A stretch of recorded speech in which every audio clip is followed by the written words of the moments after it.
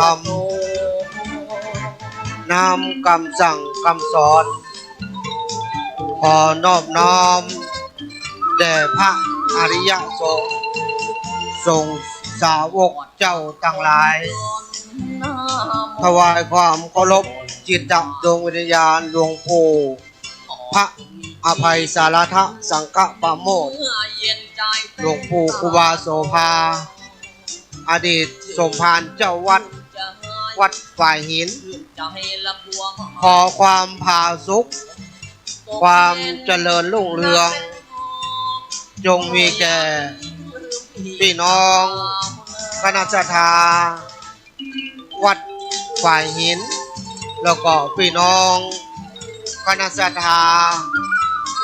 ที่มาทั้งสี่ทิศในวันนี้ที่ขวางแก้วอารามของวัดฝ่ายหินก็มีกิจกรรมงานบุญงานกุศลงานที่หนึ่งก็คืองานทอดผ้าป่าสามัคคีของรายการธรรมะคลายเครียดโดยคุณโยมพิสมัยและทีมงานแล้วก็งานที่สองก็เป็นกิจกรรมงานวันเด็กประจำปี2568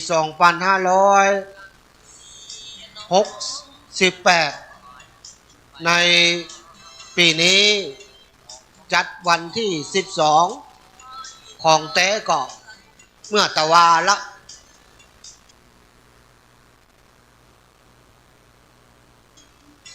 วัดฝ่ายหินเฮาก็จัดงานวันเด็กกู้ปีภายในก็มีหลวงพ่อเจ้าวาดท่านอาจารย์พระครูสมุวิวัฒน์วรกิจโจเจ้าวาดแล้วก็ครูบาอาจารย์พระสังฆะภายในวัดตั้งไปนอกก็มีแม่หลวงผู้ช่วยสอบตกะสทกะคณะกรรมการหมู่บ้านชมรมผู้เฒ่าผู้แก่ผู้น้อยผู้นานก็ได้ช่วยกันจัดกิจกรรมก็เรียนเชิญเนอพี่น้องคณะศรัทธาวัดฝ่ายหินหรือพี่น้องFC แฟนรายการธรรมะคลายเครียดก็เรียนเชิญเนอเข้ามาในขวงแก้วอารามของวัดฝ่ายหินแล้วก็ใส่ขันศีลเนาะใส่ขันศีลใครขันแก้วทั้ง3ก่อนแล้วก็ขันศีลขันน้ำตาลย่ำได้ใต้ได้หอมเที่ยวก็เป็นยังมีต้นผ้าป่าก็สาธุมาแล้วเนอะแฟนมันแท้พุ่นน่ะวันน่ะคนโยมพิสมัยอยู่ตั้งในนี้เนอะอยู่ที่ศาลานี่ท่านอาจารย์สมัครสมัยอารักษ์ก็มาเนอะกระเดียวก็จะได้เปิดอู้เนาะเขาจิ้มหัวก่อนเขาจิ้มหัวก่อนเดี๋ยวเขาบัดตันเปิ้นเขาจะจิ้มหัวก่อนแล้วก็ได้มอบไม้ซึ่งท่านอาจารย์สามเณรอารักษ์กับคุณโยมพี่พิสมัยจิ้มหัวก่อนจิ้มน้ำหัวก่อนเรียนเชิญเนอะFC แฟนรายการธรรมะคลายเครียดทุกวันอาทิตย์เนาะทุกวันอาทิตย์ก็เรียนเชิญเนอะ FC ญาติโยมแฟนรายการธรรมะคลายเครียดได้ร่วมกันเป็นเจ้าภาพถวายพัดลมชีวิตจะได้ร่มเย็นเป็นสุขดำเนินชีวิตจะราบรื่นเหมือนเฮาได้ถวายพัดลมเย็นไอน้ำเพื่อเข้าวัดฝ่ายหินเฮานี้ปีนี้เฮาก็จะได้เป็นอนุสรณ์การสร้างคุณงามความดีว่าปีนี้2568ได้มีร่วมกิจกรรมกับรายการธรรมะคลายเครียดเพิ่นจะทอดผ้าป่าทำบุญถวายพัดลมไอน้ำชีวิตก็จะได้เย็นเป็นสุข ราบรื่นบางท่านบางคนก็10 บาท20 บาทบางท่านบางคนก็1,000 2,000ก็มีถึง5 ตัวกันเนอะไม่ใช่พัดลมด้วยนะพัดลมใหญ่ราคาก็หลายสตางค์พอสมควรก็เรียนเชิญเนอะท่านใดที่เข้ามายังของแก้วอารามของวัดฝ่ายหินเนาะก็มาใส่ขันเจ้าตั้ง3ขันศีลขันน้ำตาลก็เรียนเชิญเนอะบ่ได้ให้ได้หอมก็เป็นหยังมาปักต้นผ้าป่าต้นใหญ่ที่หน้าศาลานี้ได้เนอะเรียนเชิญเนอะแล้วก็พี่น้องคณะศรัทธาวัดฝ่ายหินอยู่ตั้งเหนือตั้งใต้อยู่ตั้งหลายกองก็เรียนเชิญเนอะเรียนเชิญเอามาสร้างบุญสร้างกุศลด้วยกันบ่ได้ให้ได้หอมความเป็นหยังเอาแหงมาช่วยกันเนอะโอ้พี่นานกรผู้ช่วยแม่หลวงคณะกรรมการพ่อน้อยพ่อนานพ่อคนมาเตรียมการเตรียมงานก็หลายมื้อหลายวันละพระสงฆ์องค์เขาเจ้าเฮาก็ช่วยกันปัดกันเที่ยวกันกวาดก็2-3 วันก็เป็นหน้าปิติยินดีเฮาได้สร้างความ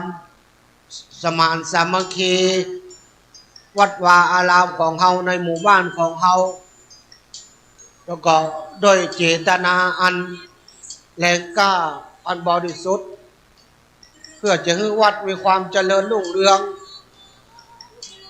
คุณโยมปีพิสมัยเพื่อนก็ตั้งใจจะทอดผ้าป่าสามัคคีบำรุงวัดบำรุงวาตลอดจนถึง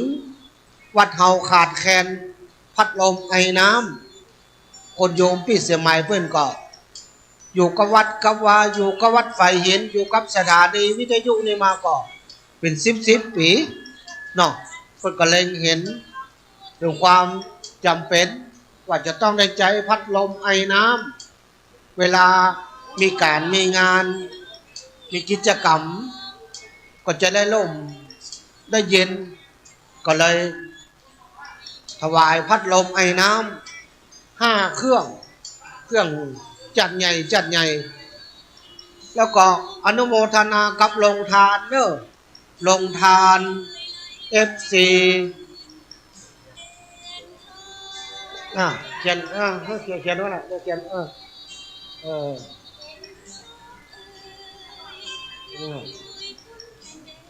คุณโยมพี่พิสมัยอยู่ในศาลาเนอะอาจารย์สามเณรอารักษ์ก็มาละการเดียวก็จะได้มอบถวายไม้ให้สามเณรอารักษ์อนุโมทนากับลงทานเนอะลงทานในหมู่บ้านก็ดีลงทานจาก FC ญาติธรรมรายการธรรมะคลายเครียดก็ดีก็มีหลายสิ่งหลายอย่างเนอะได้ข่าวมีแถวไอศครีมอีหรอไอศครีมมีของหวานของข้าวก็เรียนเจอเนอะหมูมีข้าวเส้นก็ข้าวเส้นภาษาพี่น้องไตใหญ่ก็เรียนเจอเนอะก็พ่อน้อยพ่อนานตีได้เตรียมของเตรียมกล่องก็เตรียมกันละเนาะคณะกรรมการบ้านเฮาวันนี้มีงานวันเด็กตัวเนอะได้ข่าวว่าต้องได้ลงทะเบียนนี่นะก็บอกรู้รายละเอียดนะว่ามางานวันเด็กก็จะต้องได้ลงทะเบียนที่ไหนอย่างใดนี่นะก็ยังบ่ได้รายละเอียดแต่ว่างานวันเด็กมีรายละเอียดอย่างพ้องตลอดจนถึงทอดผ้าป่ามีรายละเอียดอย่างพ้องนี่นะก็ยังบ่มีข้อมูลแต่ก็อาศัยข้อมูลดิบเนาะไปรับฟังรายการธรรมะคลายเครียดเปิ้น ก็เลยมามาจากอันจิ้มน้ำหัวอยู่ก่อนจักกรรมก็จะได้มอบไม้คือสามเณรอารักษ์เนอะก็ประเดี๋ยวนี้สักกี่โมงล่ะ ประเดี๋ยวนี้ก็ประมาณ8:47 นาทีเนาะ8:47ก็ยังเจ้ายังตันอยู่เนาะยังเจ้าอยู่พี่น้องบ้านฝ่ายหินเนาะที่ได้ยินเสียงนี้ก็เรียนเชิญเนาะจงลูกจงหลานจงเหลนหรือพี่น้องคณะศรัทธาต่างบ้านต่างจองเนาะก็เรียนเชิญเนาะมี2 งานที่1ทอดผ้าป่าสามัคคีแล้วก็งานที่2งานวันเด็กประจำปี2568ก็เรียนเชิญเนาะจุงลูกจุงหลานจุงเหลนจุงหลนเนาะมาร่วมกิจกรรมแต่ข่าวว่ามีแถวรถทีพุ่นเนาะรถทีไฟฟ้าอีนะแต่ก็มาแต่มัวรถทีไฟฟ้าไอ้โลพัดลมไอ้กับ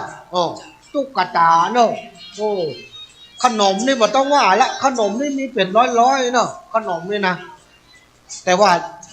มีแถวตุ๊กตารถทีไฟฟ้าเนาะเรียนเชิญเนอะน้ำแข็งก็อยู่ที่ถังเนอะขอควายเนาะก็8:49-50ก็ถือว่ายังเจ้าอยู่เนาะเรียนเชิญเนอะ FC รายการธรรมะใครเครียดจะเอาซองมาหอมโยมพี่ที่สมัยก็นั่งที่ศาลานี่เนอะนั่งในศาลานี่ต้อนรับ FC ก็เรียนเชิญเนอะโยมพี่ที่สมัยอยู่ที่ศาลาเนอะในศาลานี่ไอ้ที่ตั้งใจจะมาร่วมทำบุญเนาะทอดผ้าป่าสามัคคีธรรมะคลายเครียดก็เรียนเชิญเนอะอยู่ศาลาอยู่ตั้งหลังเนอะศาลาประจำวัดฝ่ายหินก็ปีนี้ปีไหนที่ค้างบอกเพื่อนค้างเดียวอย่างไรรายการธรรมะคลายเครียดจะมีแล้วเนี่ยเดือนนี้รายการธรรมะคลายเครียดเส้นเดือนนี้เนาะเพื่อจะยุติรายการธรรมะคลายเครียดตังเปิ้นแจ้งว่าจะยุติเนอะก็ได้ข่าวว่าอยู่กับสถานีวิทยุนี่ก็มาเป็น10 กว่าปีแล้วเนาะ10 กว่าปีแล้วตั้งแต่สถานีวิทยุได้ก่อตั้งสถานีวิทยุเพื่อการศึกษาพระพุทธศาสนาและวัฒนธรรมวัดฝ่ายหิน FM 104.5 เมกะเฮิรตซ์รายการนี้ก็อยู่กับสถานีวิทยุมาก็10 กว่าปีละถ้าจำมาได้นี่เปิ้นอนุญาตให้ตั้งสถานีวิทยุชุมชนได้นี่ก็ตั้งแต่ปี2548เนาะ2548มาถึงบัดเดี๋ยวนี้ปี2568ได้กี่ปีละเน้นจาก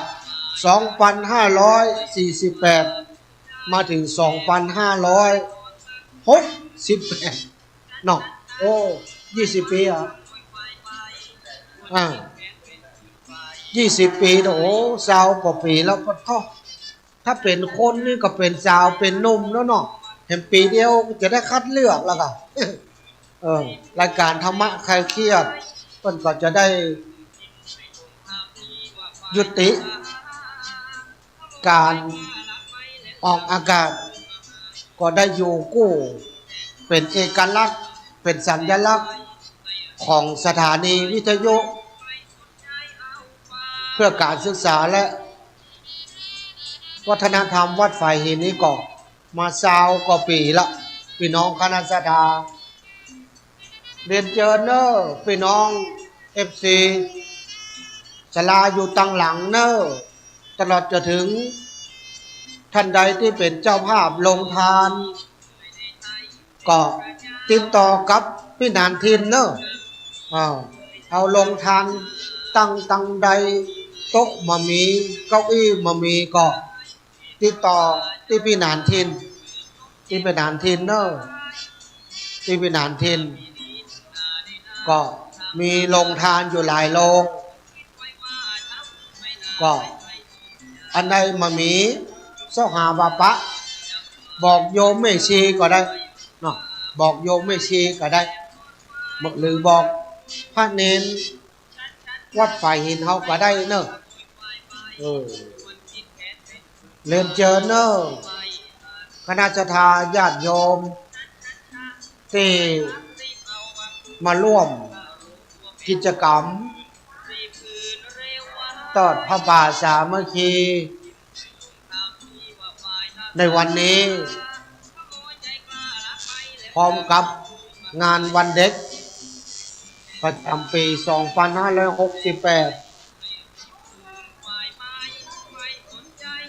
พี่น้องวัดฝ่ายหินอยู่ต่างบ้านจังจองก็เรียนเจอเนอร์จูงลูกจูงหลานจูงเหลนจูงหลนมาร่วมงานได้เนอะอาหารการกินข้าวปลาอาหารขนมนมเนย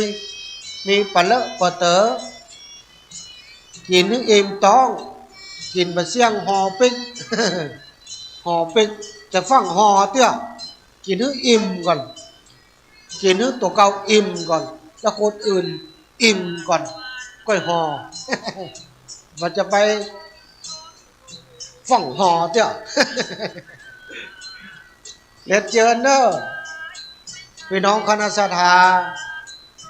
ใส่ขันแก้วตั้ง3เนอร์ไม่ทาไม่ไหนไม่ทา ไม่ทาคณะสัตยาแม่บ้านวัดฝ่ายหินเฮาคนเฒ่าคนแก่ผู้เฒ่าผู้แก่เรียนเจอเนอร์10 นาทีก็เรียนเจอเนอะมาใส่ขันแก้วตั้ง3ก่อนเนอะใส่แก้วตั้ง3ผู้เฒ่าผู้แก่ที่เอาดอกเอาดวงมาเนาะก็ใส่ขันแก้วตั้ง3ขันศีลขันน้ำตาลก็ใส่ที่ต้นพระป่าใหญ่ฮะเนอะใครบ่ได้ให้ได้หอมเตี้ยก็หอมตุกอีนมก็ได้เอาไม้หีบจากปุ้นวัดตาล้อเนาะวัดตาล้อโดยหล่อปุ้นเอาเลยไม่เป็นไรเอาไปได้เอาเน้นเขาไม่ไหนเอาเน้นมาช่วยจกโต๊ะกันเน้นช่วยโยมแม่ชีเอาไปตั้งลงทานใช่ไหม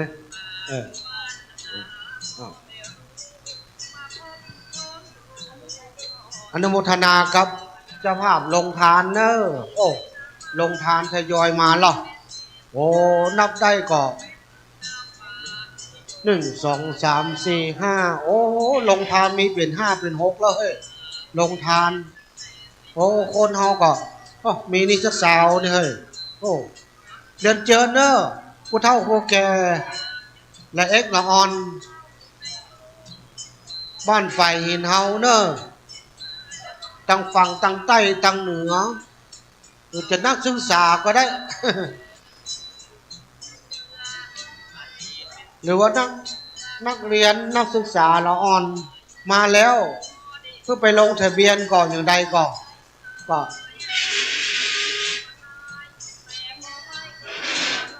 เน้นช่วยยกกันช่วยยกในคำยกโต๊ะนี่ยกโต๊ะเน้นเลยช่วยยกโต๊ะของแม่ชีกัน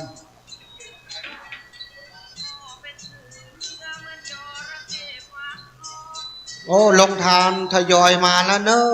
ลงทานก็มีนักพอสมควรพี่น้องวัดฝ่ายหินลูกหลานเนอะลูกหลานวัดฝ่ายหินพี่น้องหลังมอเรียนเจอเนอะ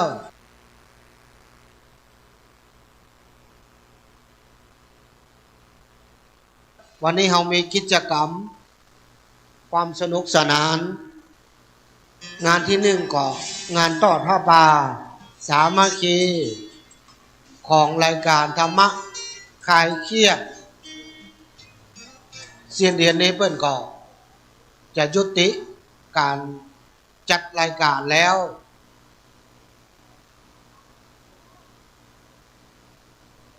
รายการที่สองก็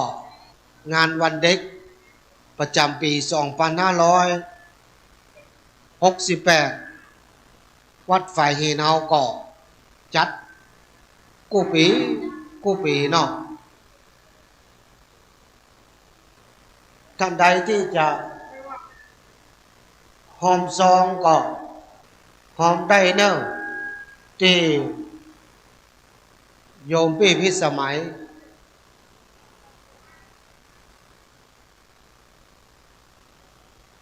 หรือท่านใดละอ่อนมาก็ติดต่อได้ที่ตังวิหารหน้าวิหารเนาะได้ข่าวว่าจะต้องได้ลงทะเบียนก่อนได้ลงทะเบียนก่อนได้ลงทะเบียนโอ้ตัวลงโตกำซองพอดีใครได้ใครอ่านซองหน้าบ่ได้ตัวลงมีซองหน้าก่อนอ๋อซองเปล่าอ่ะซองเปล่าก็เดี๋ยวสักกรรมจะได้มอบไม้เนาะคืออันสามเณรอารักษ์หนึ่งในทีมงานของธรรมะคลายเครียดได้ตักได้ตายส่วนตุ๊กปีเลินก็จะได้ไปสเวกันสเวตังนอก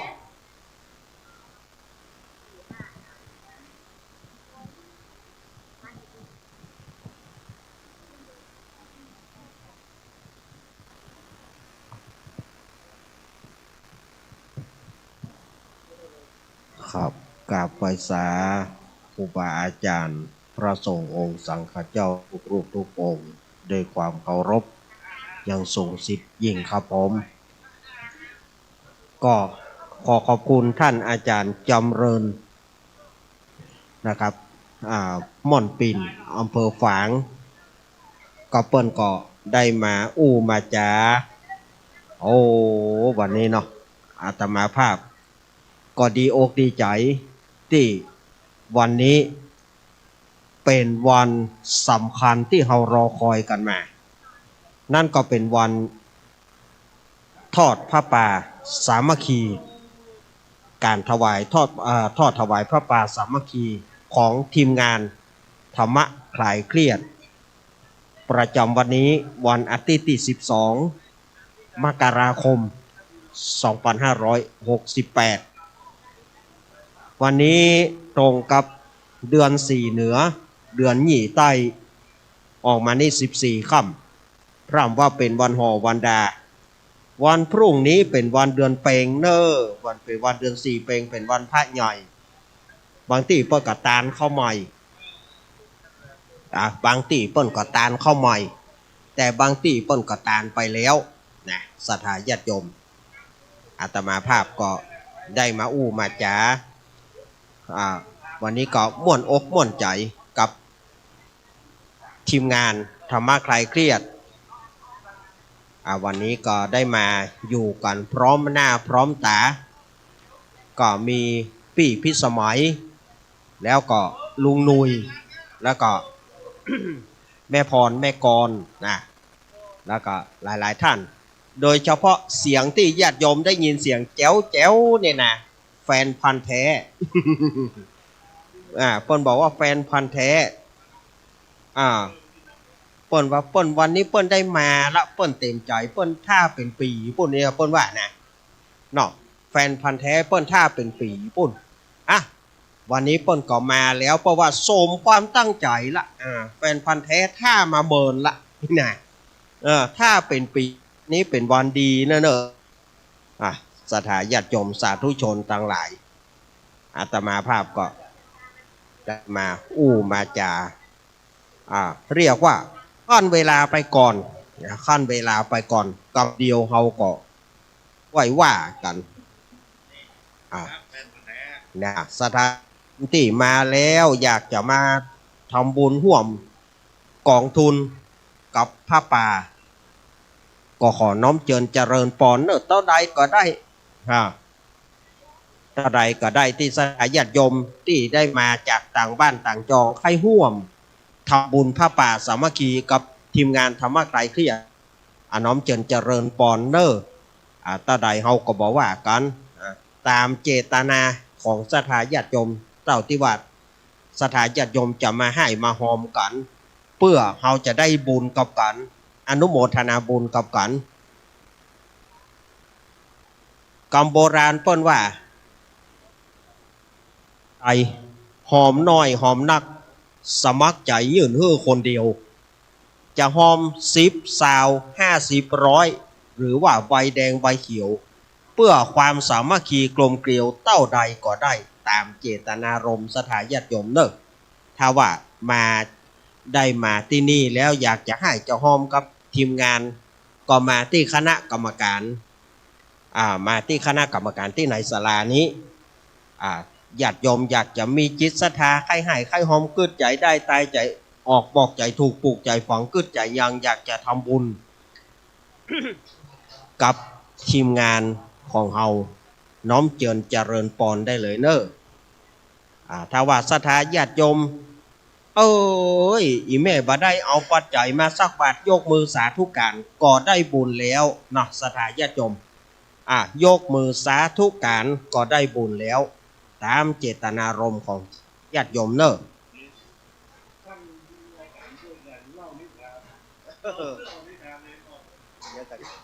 เดี๋ยว ใจเย็นๆนะให้แฟนพันธุ์แท้นี่นะดอกไปที่ไหนก็ม่วนนั่นน่ะนะศรัทธาญาติโยมได้มากันแล้วก็ หาที่นั่งกันเนาะหาที่นั่งกันศรัทธาญาติโยมท่านใดมีจิตศรัทธา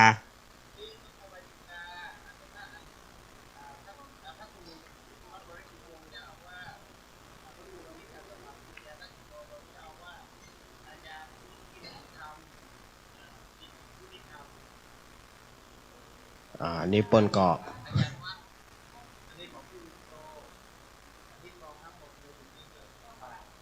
โอ้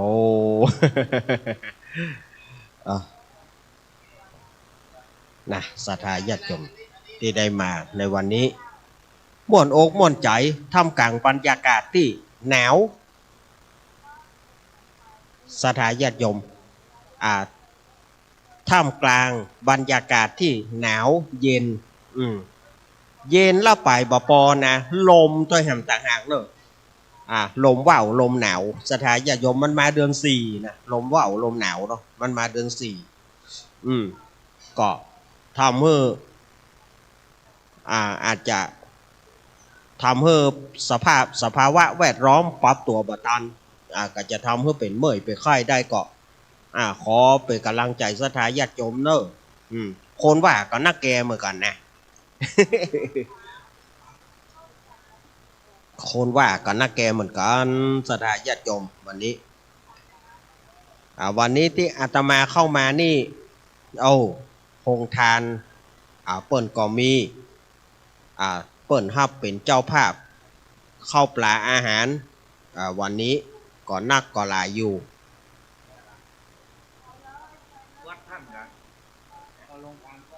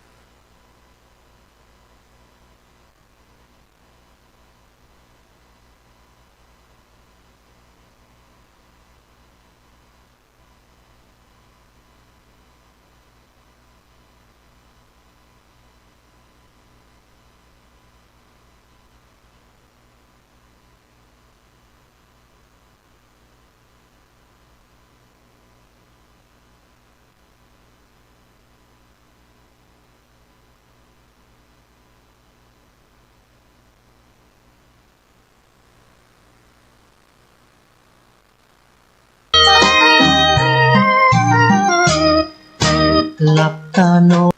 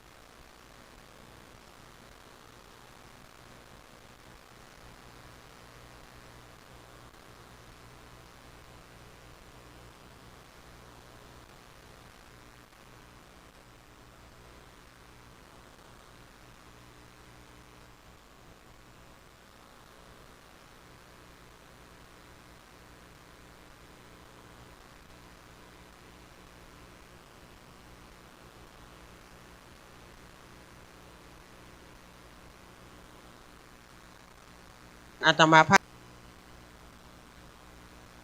พถ้างาน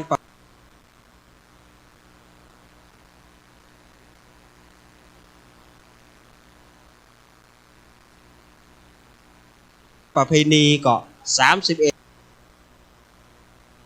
มีนา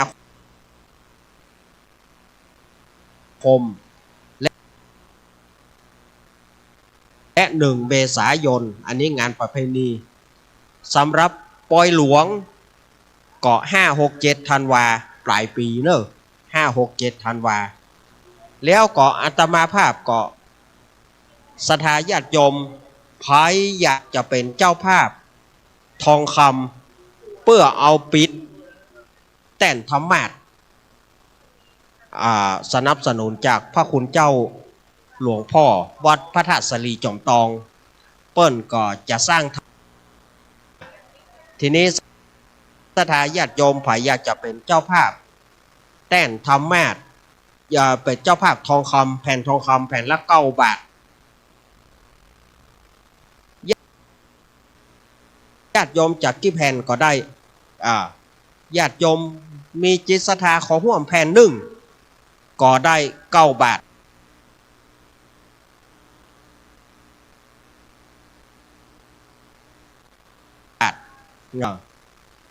ถ้าว่าจะเอา10 แผ่นก็90 11 แผ่นก็100เนาะอันนี้ถ้าว่าฝ่ายจะห่วมเป็นเจ้าภาพแผ่นทองก็แจ้งติดต่อมาได้089-214-0135หรือว่า083-761-1775แต่วันนี้ศรัทธาญาติโยมถ้าอยากจะร่วมกองบุญกองกุศลกันก็ได้นี่ก็มีศรัทธาญาติโยมที่เปิดรับเป็นแผ่นทองค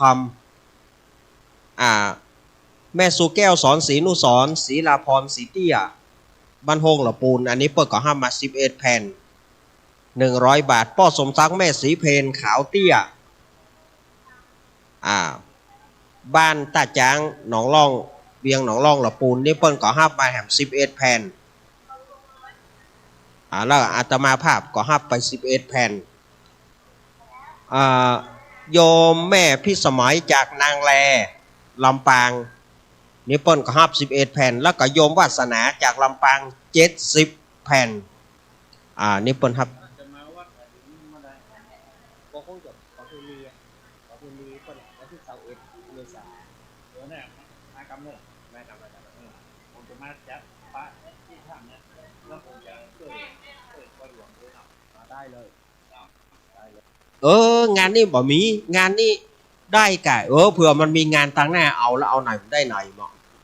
เดี๋ยวไปว่าป่าแต้นี่แน่ไม่โอ้โอ้ลมว่าวเนอะลมว่าวลมว่าวลมว่าวปัดเท่าลมว่าวลมหนาวพัดตึงเนอะกันเนาะ โอ้ลมว่าวมันมากลมนี่เฮ้ยสถาญาติโยมก็ถึงเป็นละอ่อนเนาะเป็นละอ่อนเนี่ยลากว่าวเห็นอันปุ่นอ่ะกลางตรงปุ่นอ่ะสมัยบาดเดียวมันบ่มี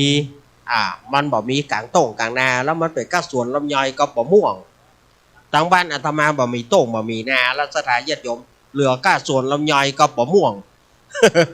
ว้าวมันก็จึงบ่มีที่ลากนะอันนี้เอาขี้เก่าพ่องขี้ใหม่พ่องขี้เก่าพ่องขี้ใหม่พ่องเอามาอู้กันอาตมานี่ถ้าว่าจัดรายการของอาตมานี่เรียกว่าเก็บเล็กผสมน้อยตอนไหนได้หั่นบ่ได้เอารายการเป็นมาตรฐานอย่างปะไหนเอาของเก่ามาปะของเก่าอู้ของเก่าปะเรื่องเก่าอู้เรื่องเก่าปะเรื่องความหลังมาเอามาอู้กันนะอาตมาจะเก็บอย่างเงี้ยสถาญาติโยมเก็บเล็กผสมน้อยกันนะถ้าว่าจัดรายการกับอาตมานี่บ่เครียดแล้วอาตมาก็เก็บเอามาอู้มาจ่ากันเนาะสถาญาติโยม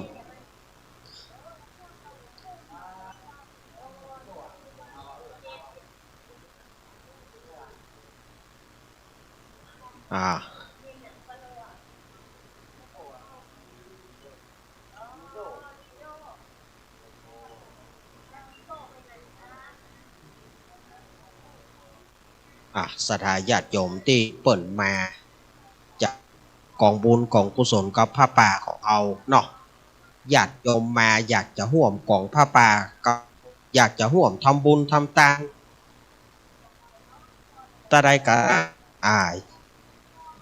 ก็ถือว่าเป็นบุญเป็นกุศลหมดสถาญาติโยมที่มาทำบุญในวันนี้บ่มีสักบาทยกมือสาธุ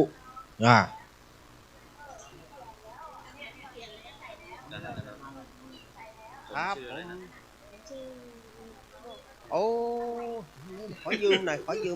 มไปใส่กรอบหน่อยขอยืมไปใส่กรอบหน่อยก้นแล้วละโอ้ยต้นนี้ดิต้นนี้มันอะไร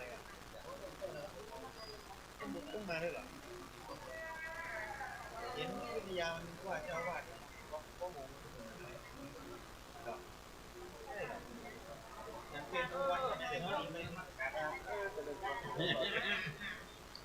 สถาญาติโยมเนาะ อู้จ่ากันไปก่อนนะอาตมายังบ่มีไผมาเปลี่ยนเตื้อ เนาะอาตมายังมีไผมาอู้มาจ่าเตื้ออาตมาก็อู้ไปก่อนวันนี้อาตมาภาพก็ม่วนอกม่วนใจสถาญาติโยมในการมาทำบุญทำทานในวันนี้บุญใดกุศลใดสถาญาติโยมได้มาร่วมกันทอดผ้าป่าญาติโยมจะหอมปัจจัยก็ดีท่านที่บ่หอมปัจจัยก็ยกมือสาธุการก็ได้บุญแล้วเมื่อผ้าป่าสามัคคีของเราได้ถึงวัดถึงวาแล้วเป็นวันที่เรารอคอยกันมาเมื่อเรารอคอยกันมาเป็นปีนะเรารอคอยกันมาเป็นปีแล้วสถาญาติโยมบัดเดี๋ยวนี้วันนี้ก็ถึงกำหนดเวลาที่เราจะได้ปะกันอย่างอาตมาภาพก็ดีอกดีใจปลื้มอกปลื้มใจกับสถาญาติโยมที่มาร่วมทอดผ้าป่าของทีมงานธรรมะคลายเครียดในวันนี้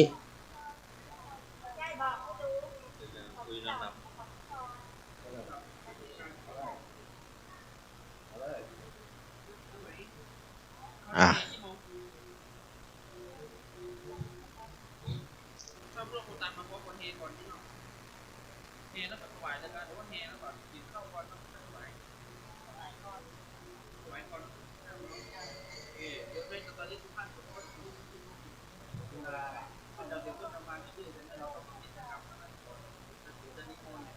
วายดีกว่าผมว่าถวายที่เขาเนี่ยนะแล้วตอนเที่ยงผมตอนเที่ยงผมมีเหล้าก็อยู่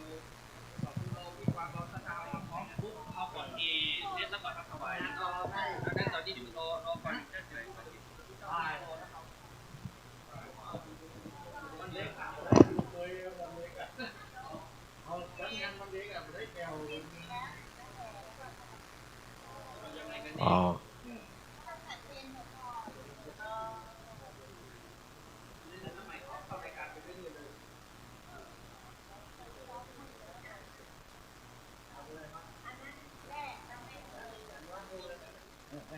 สถาญาติโยมสาธุชน อาตมากับฟังกับเปิ้นอู้เปิ้นจ่ากันอยู่นะเปิ้นอู้เรื่องกติกาต่างๆอาตมาก็ฟังเปิ้นไปตัว ฟังเปิ้นแล้วก็มันอย่างว่านะอาตมามันชอบติดลมนะชอบฟังเปิ้นแล้วก็เอาเข้ากับตัวเก่าก็ลืมเวลาว่าตัวเก่ามาอยู่ อาตมานี่บัดดีที่สุดเตือนญาติโยมฟังเปิ้นแล้วเอามาตัวเก่าก็ลืมว่าตัวเก่ากลับมาอยู่ที่เปิ้นเปิดวิทยุไว้ท่าก็ดักวิดดักบอยขอโทษจริงๆขอโทษจริงๆวันนี้ถ้าหากผิดพลาดด้วยประการชันใดเนาะด้วยประการชันใดศรัทธาญาติโยมเพราะว่าทางสถานีวิทยุ104เปิ้นก็ออกอากาศอยู่ทางสถานีวิทยุ104เปิ้นออกอากาศแล้วก็อาตมาก็ลืมไปเพราะว่าเปิ้นกำลังอู้จากันเรื่องตกลงกติกาถ้ารายการเฮาถ้าว่าเสียงเฮาบ่เงียบไปเปิ้นก็จะว่าเนาะก็พอบ่ฮู้เวลาพอเฮาเงียบไปปรากฏว่าวิทยุมันก็ดับแน่ยังใดก็บ่ดีนะ เนาะโอ้ลมหนาวมาละสถาญาติโยมลมหนาวมาก็เย็นเนาะกันน่ะกะอ้ายยังมาหาที่น้องหรอเนาะก็อ้ายมาหาที่น้องคนเดียวเนาะแต่ แล้วก็เดือดหนาวเนี่ยแล้วก็มาหาที่น้องนี่เนาะ ว่าเล่นไอ้แฟนพันธุ์แท้บ่ได้เด้อว่าเล่นกันบ่ได้เล่นกันก็บ่ม่วนคำโบราณเพิ่นว่าบ่อู้ก็บ่ม่วนบ่มีข้วนบ่มีที่ไว้หัวบ่มีคนไข้หัวก็บ่มีคนตลกคำโบราณเพิ่นว่าอีกฉะนั้นมันจะต้องผสมประสานกันมีเรื่องอู้เรื่องจ๋าศรัทธาญาติโยมก็สบายใจได้อู้กันเรื่องนั้นเรื่องนี้เรื่องนั้นไปนะเพอนะญาติโยมบัดเดี๋ยวนี้เดือนมกราคมเข้ามา12วันแล้วดูเฮาฉลองปีใหม่กันบ่เมินนี่นะผ่านไปละ10แล้วศรัทธาญาติโยมว่าโอ้วันเวลาของเฮานี่ก็โอ้โหลมเนาะเปิ้นว่ากรรมโบราณว่าเดือน4เปงพระเจ้าหิ่งไฟอันนี้นะกรรมโบราณเปิ้นว่าพระเจ้าหิ่งไฟ4เปงวันพุกนี่เปิ้นจะจุดหลัวบอกว่าเปิ้นก็มีการจุดหลัวตานเข้าใหม่แล้วเปิ้นก็มีการจุดหลัวเพื่อบูชาพระเจ้าเปิ้นว่าพระเจ้าไฟความจริงพระเจ้าหิ่งไฟก็บ่ใช่ไผพระเจ้าก็คือตัวโยมนั่นนะตัวโยมน่ะไปหิ่งไฟพระเจ้าเปิ้นถึงบ่ลุกมาหิ่งก็คือญาติโยมนั่นนะไปหิ่งไฟเอาในนามของมันไว้บ่ได้ว่าเอาในนามว่าพระเจ้าหิ่งไฟจริงกับศรัทธาเจ้าบ้านนั้นนะศรัทธาญาติโยมเอ๋ยอันนี้อาตมาบอกคือศรัทธาเจ้าบ้านนั้นนะไปหิ่งไฟวันพุกนี้เปิ้นก็จะมีการต้านข้าวใหม่ต้านข้าวจี่ข้าวหลามศรัทธาญาติโยมบ่มีข้าวใหม่เฮาก็ปัจจัยนั้นนะเกี่ยวสารพัดนึกเรียกว่า แก้วสารพัดนึกที่เขาจะตานในวันพุกนี้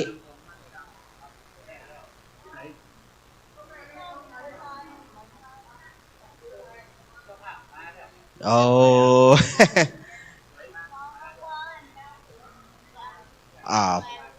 เปิ้นยังบ่มาเตื้อเพราะว่าปีใหม่ไว้ใจเย็นๆก่อนแน่โอ้สาธุอนุโมทนาบุญสาธุอนุโมทนารอเจ้าภาพก่อนนี่นะเปิ้นว่านะวันนี้รอเจ้าภาพยังไม่มาเตื้อนี่นะ เมื่อเจ้าภาพยังไม่มาเราก็รอ รอ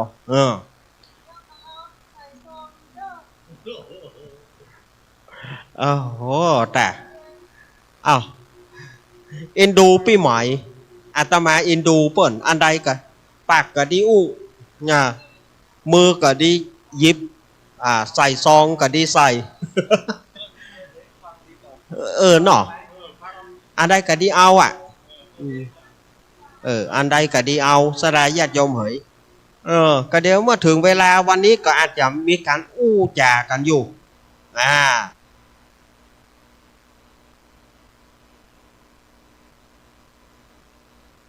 สดายญาติโยม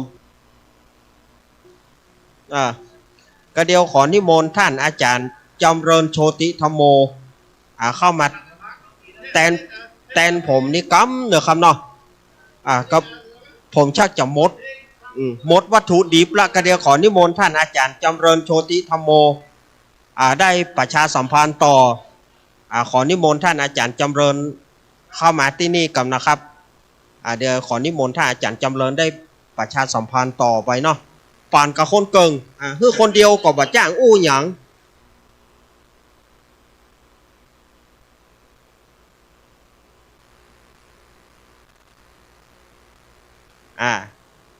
คนเดียวก็บ่จ้างอู้หยังเดี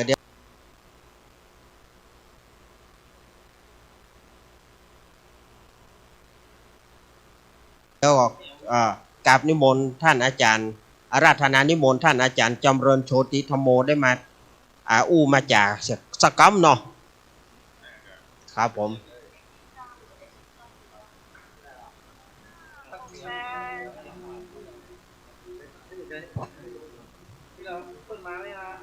2 มกราคม 2568มันเป็นเดือนแรกของปี งานประเพณีที่ทำกันไว้จังจำได้ไหมทอดผ้าป่าสามัคคีบอกกล่าวเพื่อนพ้องพี่น้องเอาลุงคุณป้าอยากสร้างบารมีต้องช่วยเกื้อกูลสนับสนุนละ100 200 300ก็ยังดี งานประจำปีที่เคยทำไว้อาตานั่นไงเราทอดถวายเดือนนี้บอกกล่าวเพื่อนพ้องพี่น้องหญิงชายเป็นแฟนทั้งหลายที่ฟังคลื่นนี้มาช่วยต่อเติมบุญสมทบศาสนาจะได้อยู่ครบถึง 5,000 ปีเราไม่เคยหลอกแต่เราจะบอกคุณผ่านคืนนี้ถ้ามีจิตไมตรีสิ้นปีคอยสมทบมาเดี๋ยวจะดีเลยเดี๋ยวเลย คณะศรัทธาญาติโยมแฟนรายการธรรมะคลายเครียดที่ได้เดินทางมาถึงยัง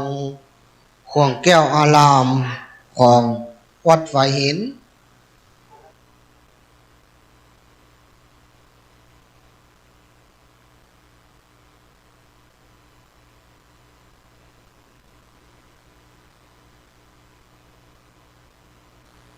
ในวันนี้ก็ เรียนเจิญมาอยู่ตั้งหลังเพเนอร์ตั้งศาลาหลังใหญ่ข้างพระวิหาร ก็เฮารอเจ้าภาพลักษณ์เนาะเจ้าภาพลักษณ์ได้กำหนดการจากท่านอาจารย์พระครูใบดิกาสมัครรองเจ้าวาดวัดไฟหินหนึ่งในผู้จัดรายการธรรมะคลายเครียดได้ส่งกำหนดการตอดพระป่าสามัคคีเพื่อจัดซื้อพัดลมไอน้ำถวายฮื้อวัดฝ่ายหินในวันอาทิตย์ที่2567ก็รอเจ้าภาพลักษณ์เจ้าภาพประธานสักกรรมหนึ่งเนาะก็อยู่ระหว่างการเดินทางหลังจากเจ้าภาพเดินทางมาถึงแล้วก็จะมีกิจกรรมของรายการธรรมะคลายเครียดช่วงทายเพลงช่วงคำถามพุทธประวัติธรรมะตลอดจนถึงคำถามอัญญังก็นี่นะอัญญังก็อัญญังกาทิ้งท้ายช่วงก่อนเพลงหลังเพลงเล่าเสียตัวว่าเล่าเจียเนอะเล่าเจียแล้วก็เวลา11 นาฬิกาก็ถวายเพลงแล้วก็ประมาณสักบ่ายโมงเขาก็จะมีพิธีทอดผ้าป่าสามัคคีต่อด้วยจับรางวัลแลกของขวัญเนาะในปีนี้สงสัยตุวิเลินได้ไปละไม่ได้ไปเรียนหนังสือละก็ได้ก็ว่ามีแต่ช่วงเจ้าเนาะลาช่วงเจ้าช่วงบ่ายบ่ได้ลาสงสัยจะได้ลาต่อ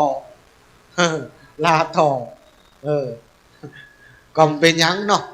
เป็นยังมันมีนานทีมาช่วยกันเนาะก็เป็นตัวเปิ้นห้องไหวเป็นมวยแตนตัวสำรองเนาะคัดเอาไว้ วันนี้พี่นานนิกเปิ้นก็บ่ได้โยเนาะเดี๋ยวจะปั้นท่านโยแตนไงเนาะ ฝึกซ้อมไว้เนาะ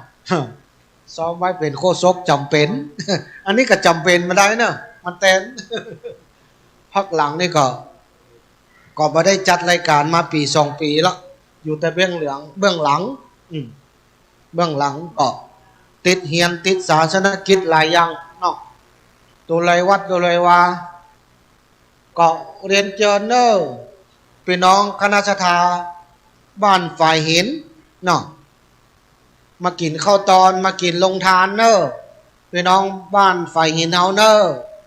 ได้ยินเสียงนี้ก็เรียนเจอเนอร์โมโหว่าเสียงนี้ไปยังถึงกลางบ้านกลางจองของพี่น้องบ้านไฟหินเฮาก็เนาะฝั่งตังเหนือตังใต้ฝั่งตังบ้านไม่หลวงฝั่งตังลายปุ่นนะ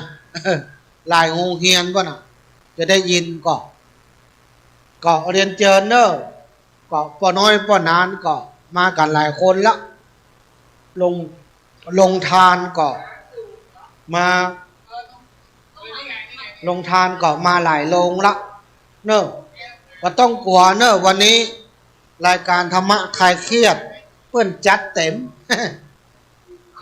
ขนมนมเนยอาหารการกินเนาะน้ำดื่มก็อยู่ที่ถังเนอะน้ำดื่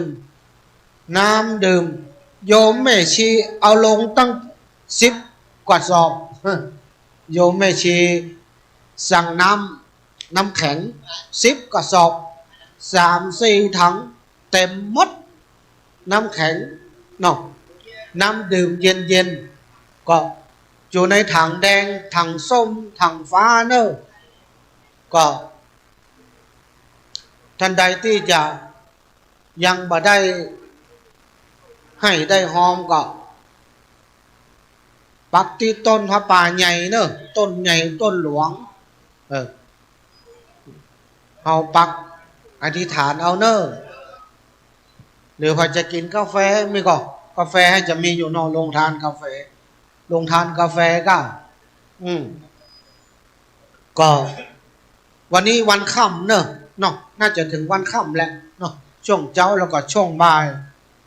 บ่เกิน3 โมงเนาะก็คงจะเสร็จงานกันหมดแล้วแหละก็เรียนเจอเนอะวันนี้วันติดเนาะวันอาทิตย์บ่ได้กิจกรรมตั้งใดก็ที่วัดไฟหินเฮานี่ก็เอาวันนี้วันอาทิตย์เมื่อตะวานี่ก็วันเสาร์ส่วนราชการสถานการศึกษาเปิ้นก็จัดแต่ว่าวัดไฟหินเฮาก็เรียกเอาวันนี้อันนี้มนต์ท่านอาจารย์สมัครครับลงทานกันเนอะเป็นเจ้าปอนลงทานกันมั้งเนาะนิมนต์ท่านอาจารย์พระครู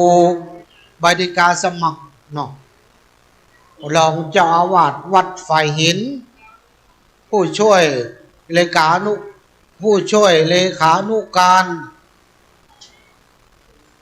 เจ้าคณะจังหวัดเลขาเจ้าคณะตำบลสุเทพเขต1ดอกเป็นพระอาจารย์สอนโรงเรียนบาลีสาธิตมจรหลายตำแหน่งนักจัดรายการแห่งตำแหน่งก็อาจารย์พระครูบริการสมัครนี่ก็ควบหลายตำแหน่งแต่ละตำแหน่งนี่มีเงินเดือน ทำโดยใจรักปลายพอเป็นพระวิญญาณธิการหรือตำรวจพระประจำตำบลโสเทพเขต1ตุกไปเลินก็เป็นพระวิญญาณธิการตำรวจพระเหมือนกันแต่อยู่เขตตำบลโป่งน้ำฮ้อนอำเภอฝางจังหวัดเชียงใหม่ไปอบรมโดยกันอยู่พระวิญญาธิการหรือว่าตำรวจพระอาจารย์พระครูบริการสมัครนี่หลายตำแหน่งแต่ก็ด้วยทำด้วยใจรักจิตอาสามันมีเงินเดือนอะไรอย่างนั้นเนาะตั้งคนบ้านเปิ้นว่าเงินเดือนภาษาตุเจ้าเปิ้นฮ้องว่าเงินนิจพัฒน์ เงินนิจพัฒน์ก็เงินเจิญเนอะผู้เฒ่าผู้แก่เนาะที่เดินทางมาถึงเนอะ FC ญาติธรรมรายการธรรมะคลายเครียดอนุโมทนาเนอะกับคุณโยมที่มาถวายลงทานเนาะถ้าเป็นไปได้ก็เน้นแสงไม่ไหนเน้นแสงเน้นแสงโซประกาศจดรายชื่อลงทานนะ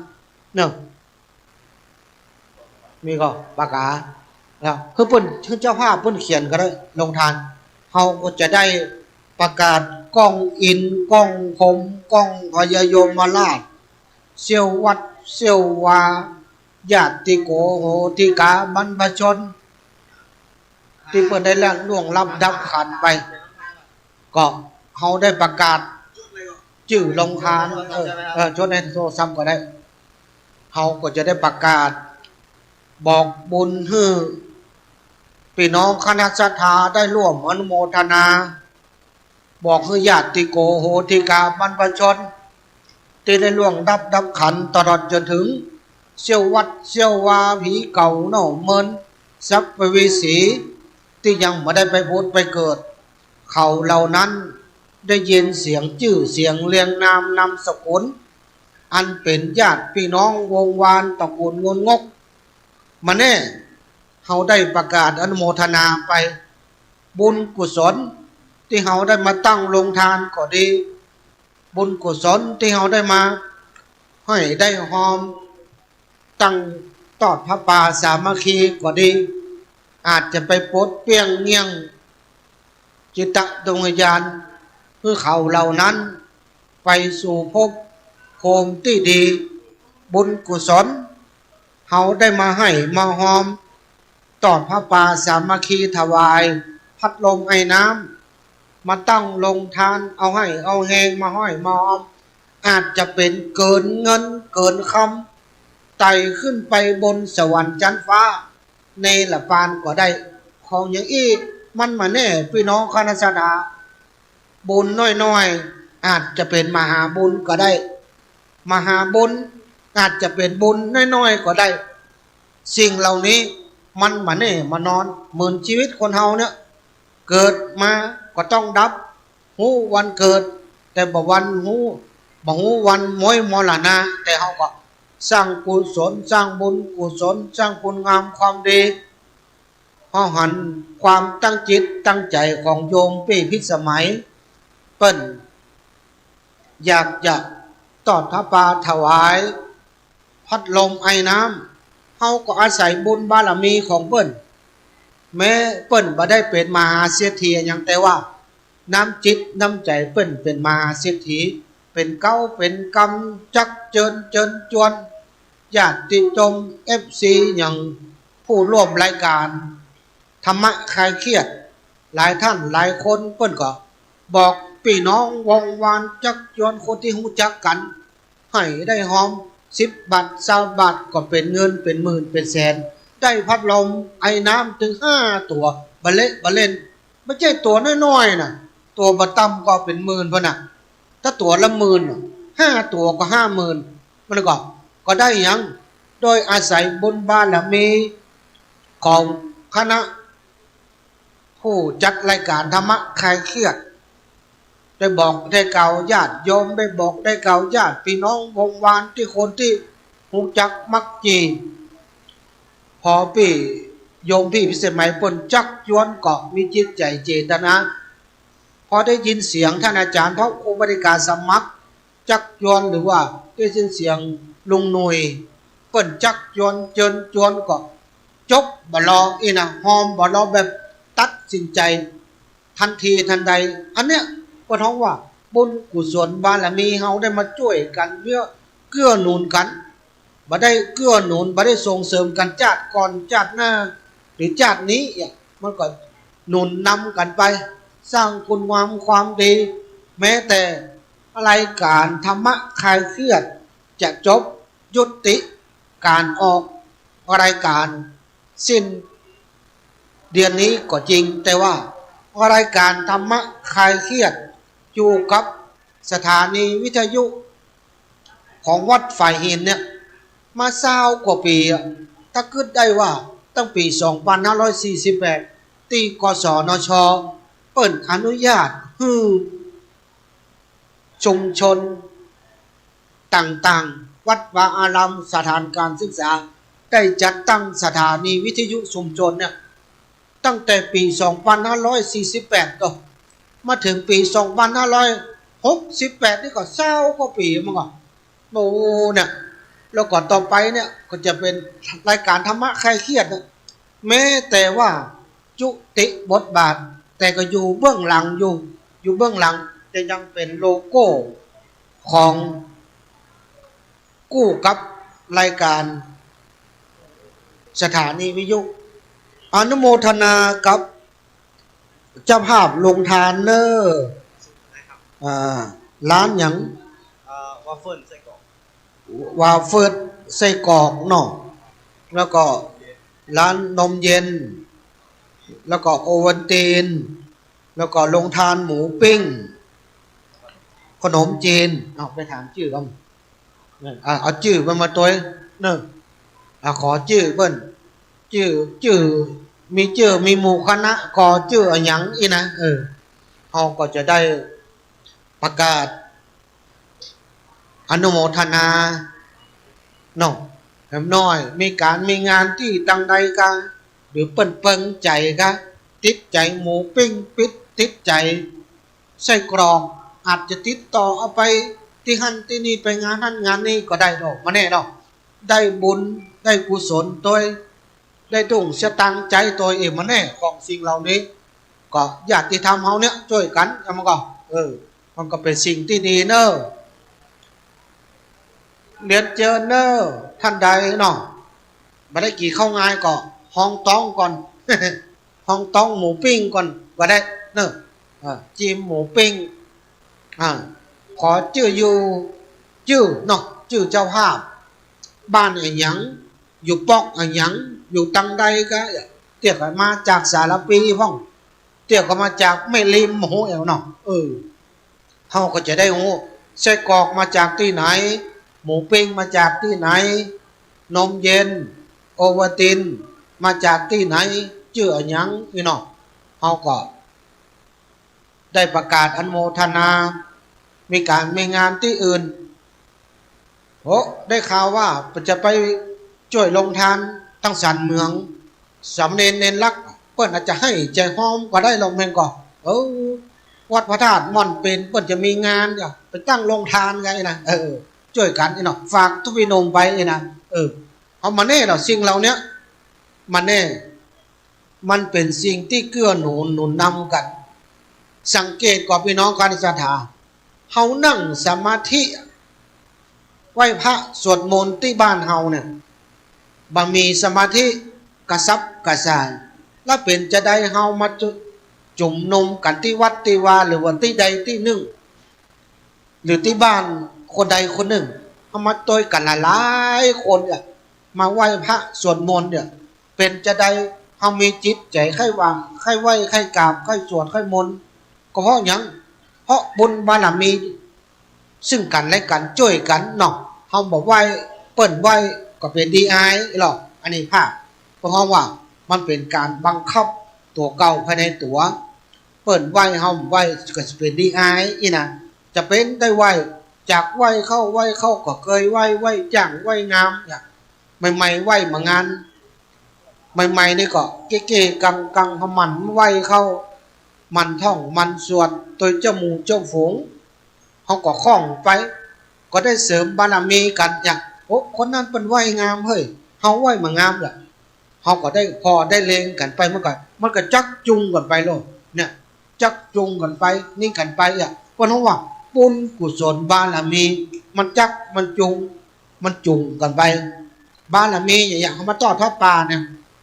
ด้วยความตั้งใจของโยมปี่พิสมัยตั้งใจของลุงหน่อยท่านอาจารย์พระครูใบในการสมัครความตั้งใจของสามเณรอารักษ์ทีมงานธรรมะไกลเครียดเนี่ยก็เคยไปตั้งพระป่าสักของหนึ่งเพื่อที่จะ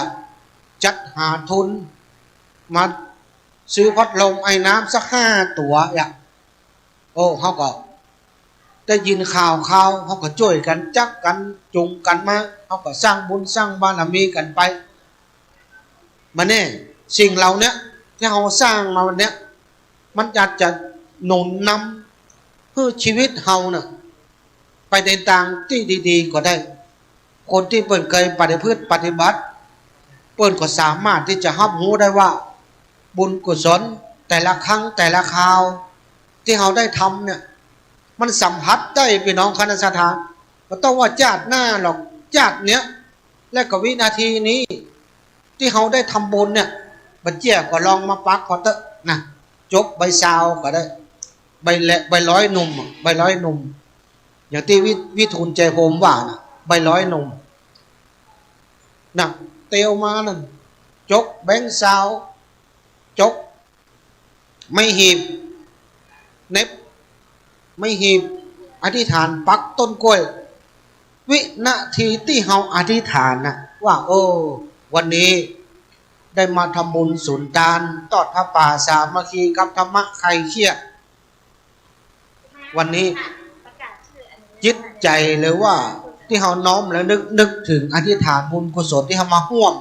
กับรายการธรรมะใครเครียดมันจะคุณเคียงลูกเงียบเนอะได้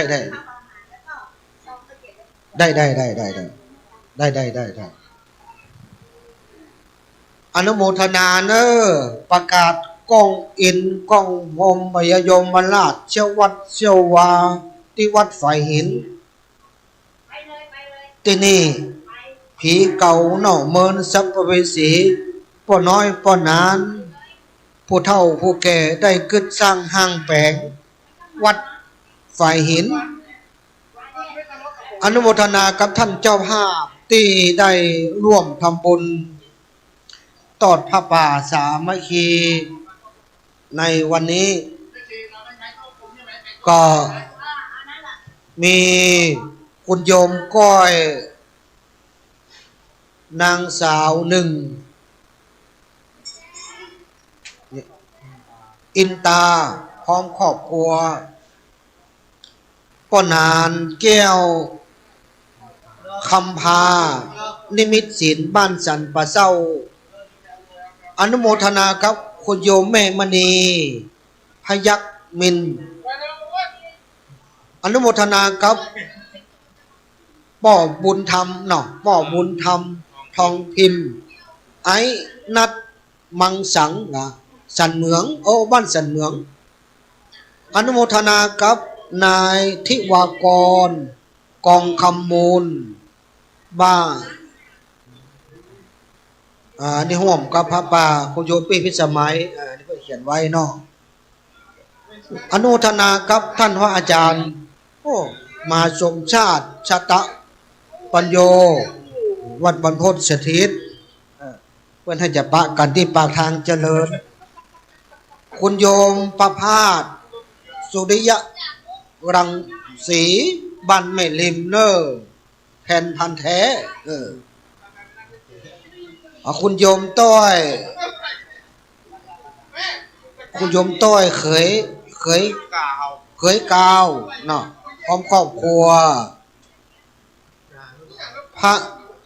ตุลุงโตตุลุงสุรพลกิติสัมปันโนหรือตุลุงโตวัดฝ่ายหินเฮานี่แล้วก็อนุโมทนากับลงทานเนอะวาเฟิร์ดกะวาเฟิร์ดไส้กรอกโดยคุณโยมพี่นายนมลงทานนมเย็นโดยคุณโยมหมวยคำลงทานกาแฟโอวัลตินโดยคุณโยมพี่ฝ่ายป้าสุกเนาะพี่ฝ่ายป้าสุกลงทานหมูปิ้งของโยมน้องกวางขนมจีนของแม่หลวงจันตาแม่หลวงบ้านเฮาเนี่ยมูอย่างฮะมูอย่าง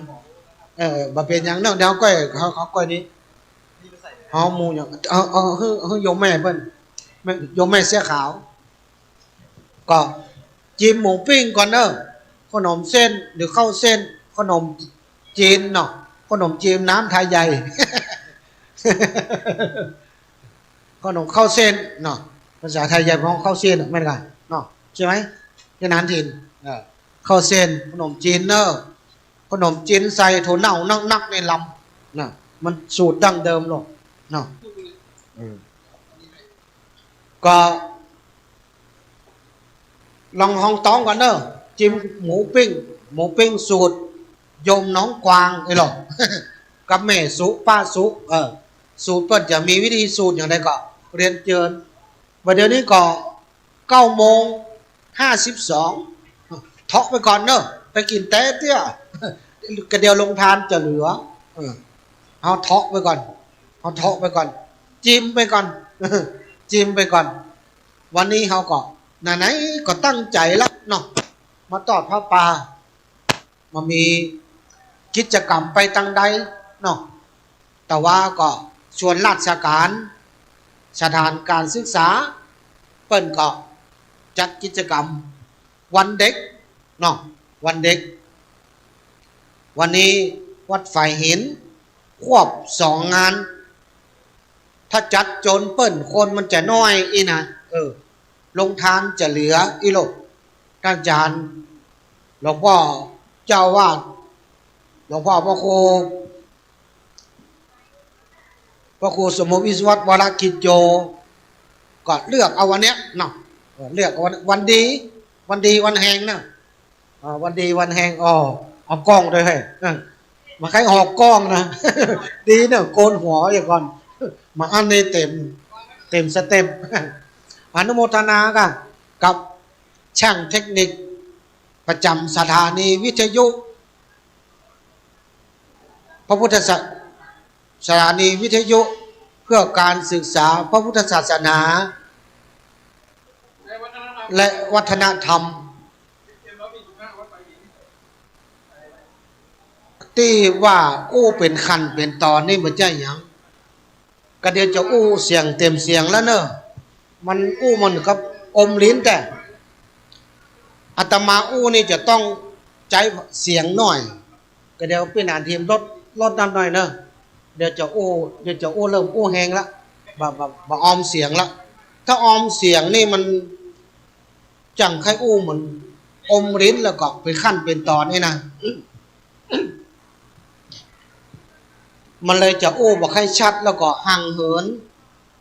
นไม่มาเมินละ ห่างเหินไม่ก็เลยบอกให้สู้และอายกล้องด้วยนะ เป็นอ่านทีน้ำตั้งกล้องนี่เจอเนอใครจะมา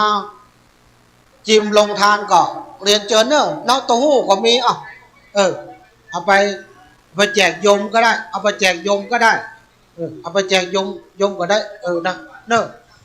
เรียนเจอเนอไปน้องคณะสถา FC ที่ได้เดินทางมาเนอก็เรียนเจอเนอโอ้อนุโมทนาเนอเอาลงทานมาตัวใส่ซองตัวเอาลงทานมาตัวอนุโมทนาเนอโอ้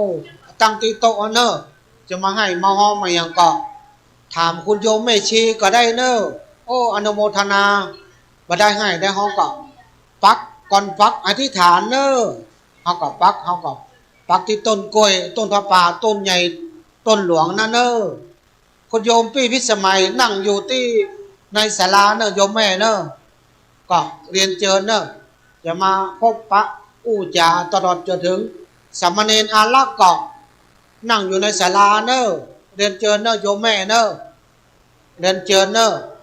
จะเอาซองมาหอมจะเอาขนมมาถวายจะเอาขนมมามอบเพื่อโยมพี่พิสมัยก็เรียนเชิญเนอในศาลานี่เนอยังเต้ายังตันอยู่เวลายังเหลือปะเลอะปะเธออีหลอก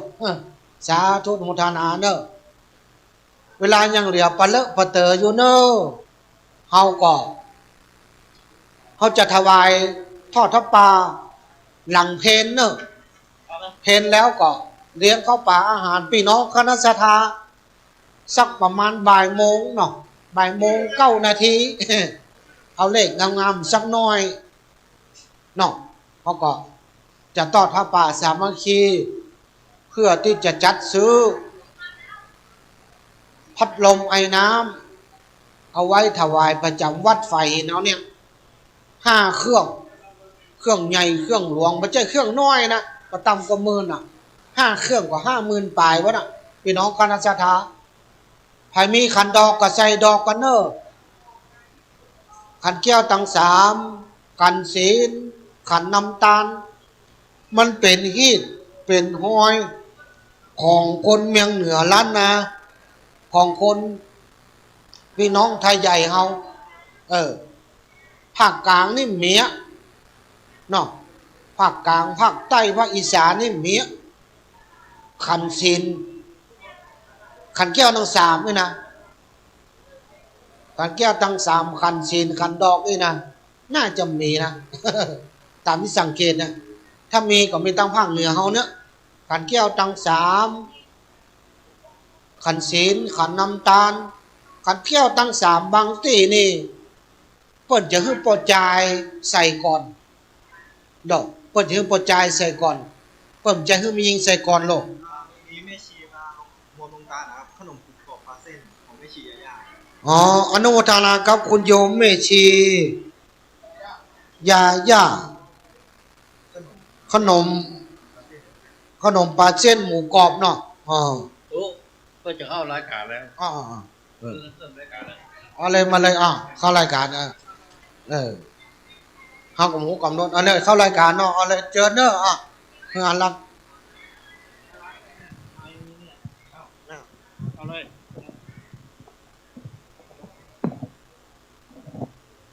การสมัครตัวเนื้อเจ้าแล้วก็นิมนต์เนรรักเนาะพี่พรเจ้าแล้วก็พี่กรตัวเนื้อเจ้ามาพร้อมเนอะอันนี้ไม่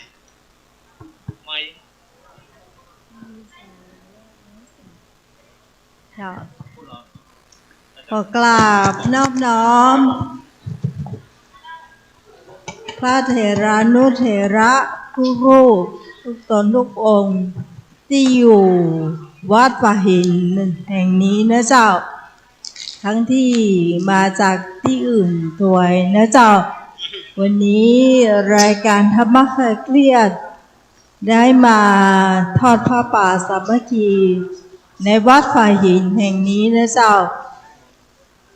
วันนี้เป็นวันที่เรานัดกันเอาไว้เป็นวันที่12 เดือนมกราคมนะเจ้าแล้วก็มีหลานสาวนะเจ้าเป็นประธานวันนี้น้องกวางเกียรติคุณมูลฐานนะเจ้าสำหรับวันนี้ตัวข้าเจ้าก็คือพิสมัยโซลิโอดอนที่คุณผู้ฟังอาจจะได้ยินเสียงทางวิทยุบ่อยๆนะเจ้าก็พยาขันก็มาดูแต่ละกันหน้าตาจะเหมือนเสียงนะเจ้าแล้วก็จะมีอาจารย์สมัครก็เดี๋ยวอาจารย์สมัครก็ถือไมค์มาเนี่ยเจ้าเนาะมาแนะนำตัวน้อยหนึ่งจะสมัครเจ้านิมนต์เจ้า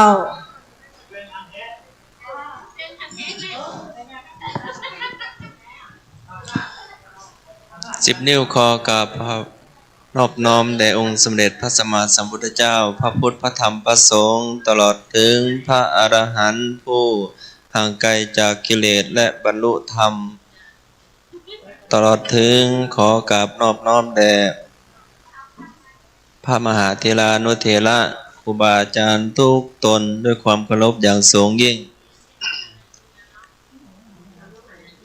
ก็น้อมกราบถวายเคารพหลวงพ่อพระครูสมุวิศวัตรวรกิจโจหลวงพ่อเจ้าวาดวัดไฟหินหลวงพ่อผู้อำนวยการสถานีวิทยุพุทธศาสนา FM 104.5 เมกะเฮิรตซ์สถานีเพื่อการศึกษาและวัฒนธรรมขึ้นพระพุทธศาสนาตลอดถึงครูบาอาจารย์ทุกตนตัวลุงก็ดีหลวงพี่ก็ดีพี่เนนก็ดีเนาะพระน้อยก็ดีแล้วก็คณะศรัทธาวัดฝ่ายหินก็ดีเนาะวันนี้ก็มีรายการทอดผ้าป่าธรรมะคลายเครียดเนาะทั้งพร้อมพิมพ์งานเนาะตอนนี้ก็หลั่งไหลกันมาตั้งแต่เจ้าแล้วเนาะ อาจารย์เอาลักก็ดีเนาะนาพิสมัยก็ดีลูกหลานกวางก็ดีแม่พรก็ดียายก็มาละแม่กรแม่พรลุงนุยเนาะแล้วก็ลุงแฟนพันธุ์แท้ก็มาละ มาแต่เจ้าเนาะแนะนำตัวทุกคนเนาะถ้ามาแล้วก็มาแนะนำตัวลุงหนุ่มก็มาเตรียมวัดเตรียมว่าเป็นหลายเดือนเนาะลุงหนุ่มตัวปีตะวันเนาะได้เตรียมวัดเตรียมว่าพาลูกเนนคณะศรัทธาได้เตรียมงานมาเป็นปีเนาะก็ว่าได้เนาะแต่ว่าก็วันค่ำวันก่อนก็วันค่ำก็อนุโมทนาเนาะตุปีก็ดีตุลุงก็ดีพระอาจารย์ก็ดีทุกท่านเนาะตุลุงโยก็ดี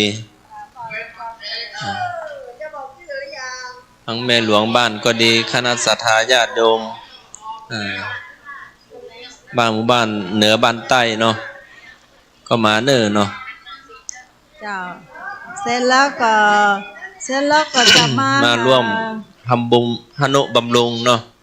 บำรุงค่าน้ำค่าไฟค่าฟืนค่าเน็ตค่าน้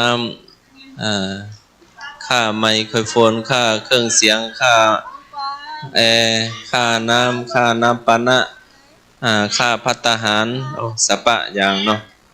ที่จะต้องได้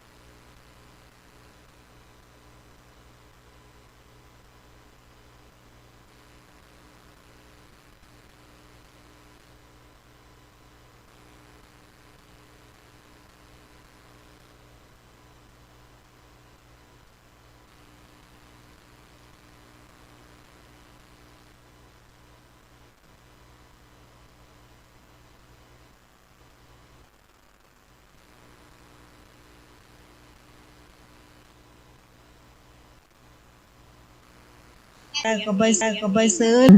ก็ได้ประมาณเปิ้นรถฮื้อ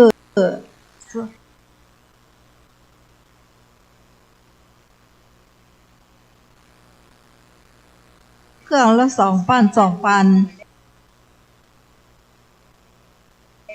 ก็ได้15,000เนาะก็ได้5เครื่องด้วยกันสำหรับยอดของน้องกวางต้นละ10,000ก็ได้ประมาณ30,000แต่ต้นของข้าเจ้านี่ยังบ่ได้หอมหมดเตื้อเจ้ายังบ่ได้งบเตื้อเจ้าเนาะแต่ก่อนมีแ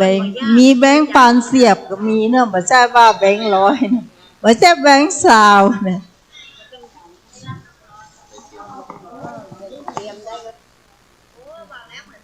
เจ้าถ้าอาจารย์ในรักจะโอ้ก็ได้นะเจ้าพี่พ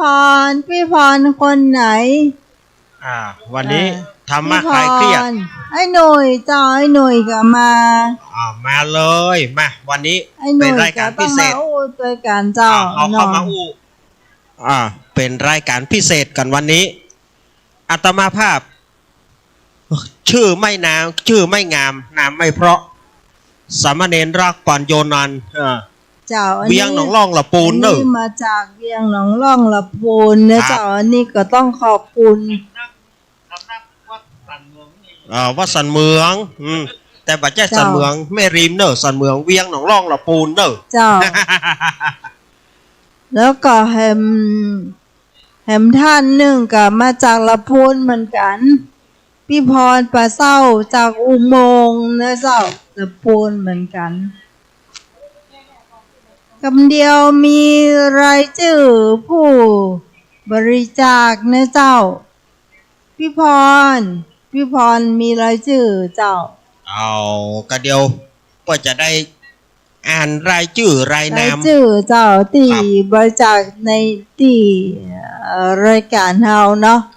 แล้วต่อจากนั้นก็จะเป็นของน้องกวางนะเจ้าจะมาต่อ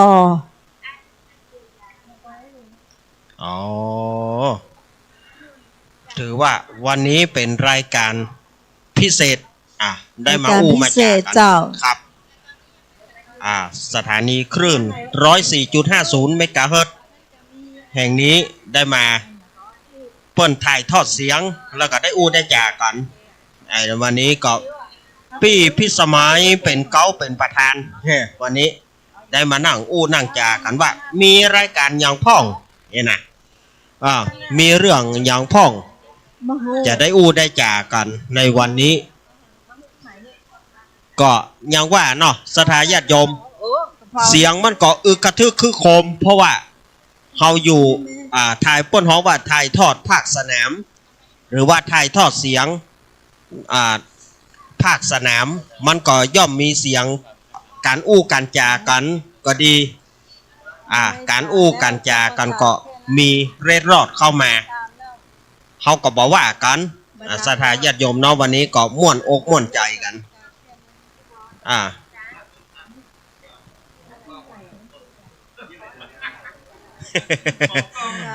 กันเลยชื่อพี่พร พี่ไอแฟนพัน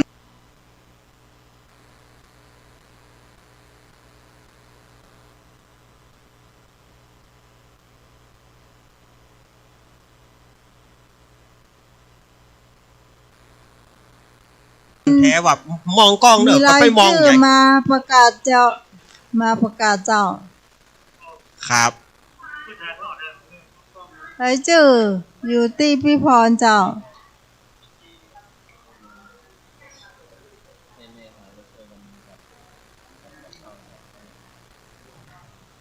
แม่จันทาก็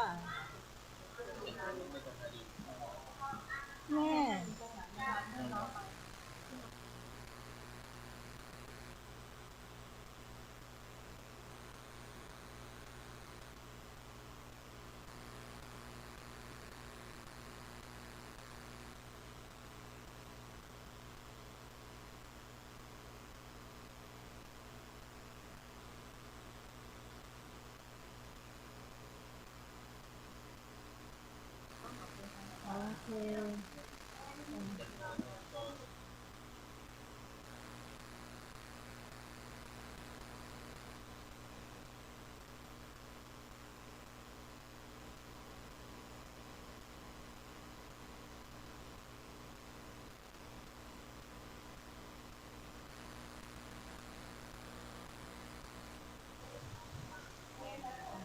เอาละพี่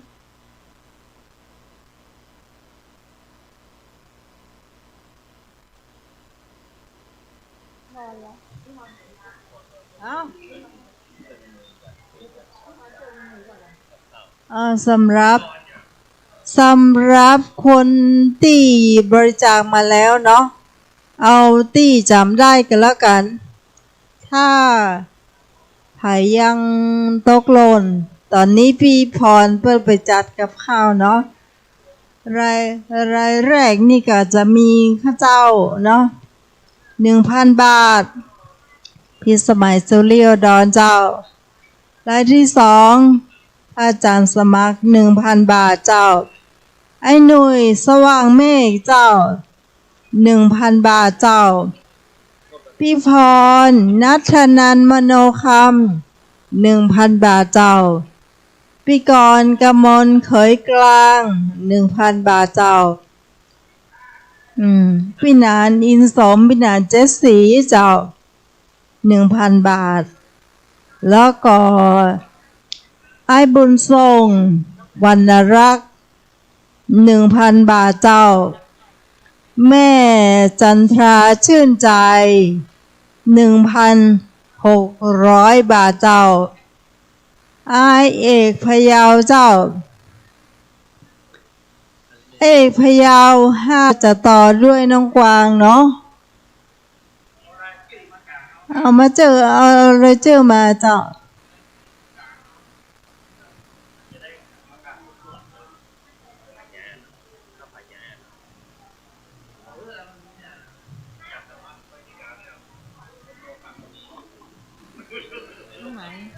หน้าของน้องไหมเหรอเจ้าพี่พรมาได้มาบอกตะเกียท่าน2 ท่านเนาะที่มาจากละปูนที่เปิ้นหอมมาท่าน2 ท่านแล้วก็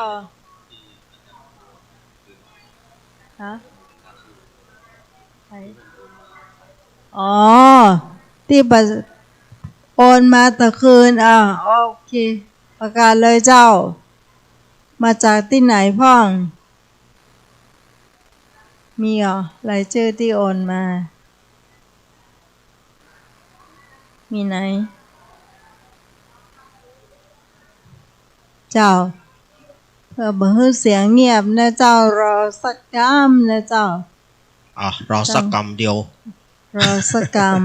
รอสักกรรมเนาะก็เดียวก็ท่านอาจารย์สมัครรอแป๊บเดียว ไปเอารายชื่อมา เปล่ารายชื่อ ท่านอาจารย์พระครูแจ้งมาเนาะ เจ้า มีโยมแม่ปาณีพยัคฆ์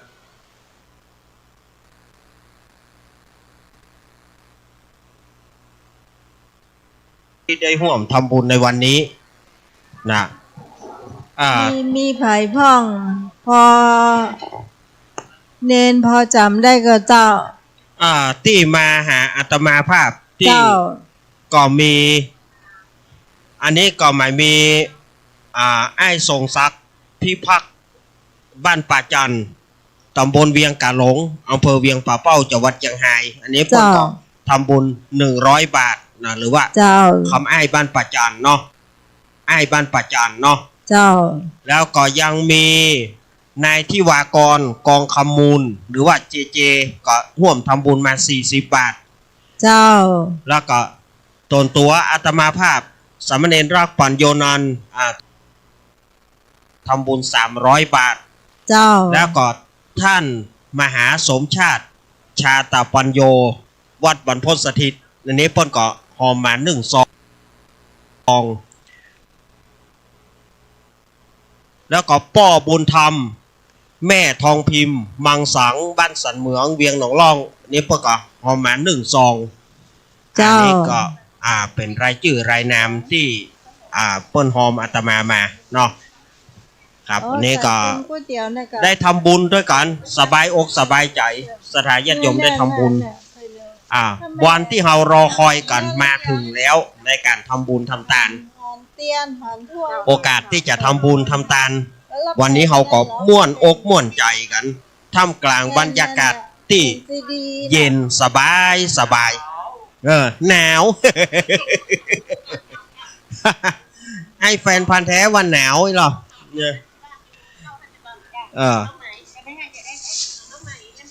ม่วนงานสันเล้า ม่วนงานสันเล้ากันนั่นน่ะเนาะเนี่ย มีไหนอ่ะ ปีไหนมีครั้ง มันมีไก่ ปีไหน1 ครั้งปีไหน1 เตื้อสถานญาติโยมเนาะปีไหนมี1 เตื้อการทำบุญนี่ไม่ใช่ว่าธรรมดาอันนี้เราฟอร์มกันมาเป็นปีเรารอกันมาเป็นปีกว่าที่จะมาถึงวันนี้ได้อาตมาเองก็ปลื้มอกปลื้มใจในการที่จะได้มาทำบุญร่วมกันในวันนี้ เอาฝากนูดดีกว่านูดมีไหนมาแล้ว ในการต้อนรับสถานญาติโยมบางเตื้อในการต้อนรับอาจจะขาดตกบกพร่องด้วยประการชันใดก็ดีได้ทักทายก็ดีบ่ได้ทักทายก็ดีขอสุมาอภัยในความบัดสะดวกในครั้งนี้ตัวเนาะบางเตื้อเราจะอาจจะได้ตักตั้งหน้าลืมตั้งหลังตักตั้งหลังลืมตั้งหน้าเนาะเพราะว่าคนใดก็มาฮึบกันคนใดก็มาฮึบกันบางทีอาจจะขาดตกบกพร่องไว้ด้วยประการชันใดก็ขอสุมาอภัยในโอกาสนี้ตัวเพราะว่ารายการนี้วันนี้เป็นรายการพิเศษหน่อยรายการธรรมะคลายเครียดภาคพิเศษวันนี้กำเดียวโยมปี้พิสมัยเปิ้นจะมาอู้มาจ่ารอกำเดียวเปิ้นพร้อมแล้วเปิ้นก็จะมาอู้มาจ่ากันแถม อาตมาก็ขั้นเวลาไปเรียกว่าขั้นเวลาไปรายการทำว่าใครเพื่อนนั่นลีลาดดีกว่า โอ้นั่นน่ะแก ก็บางคนเปิ้นก็ยังไลน์มาหาอาจารย์พอสถานีบอกว่าบางวันเนี่ยมันใจคลายเครียดนะมันเป็นธรรมะเป็นเครียดดีหรอ ยิ่งถามยิ่งเครียดเลย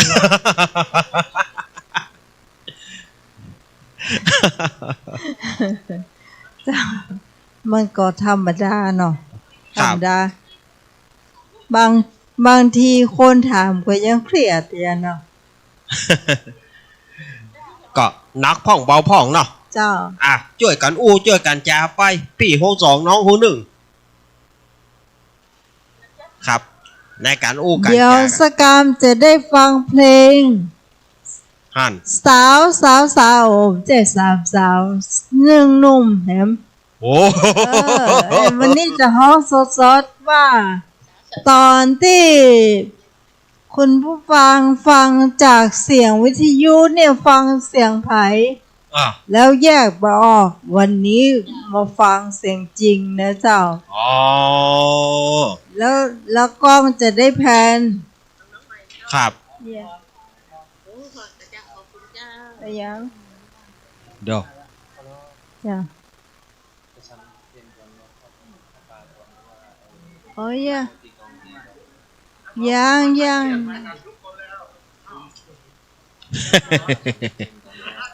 ดี๋ยวมันยังมาถึงชีวิต อ่ะ จ้ะ หลายเรื่องหลายราวเนาะวันนี้เนาะ มัจะประกาศ โอ้โห ต้นน้องฟางมาถึงยัง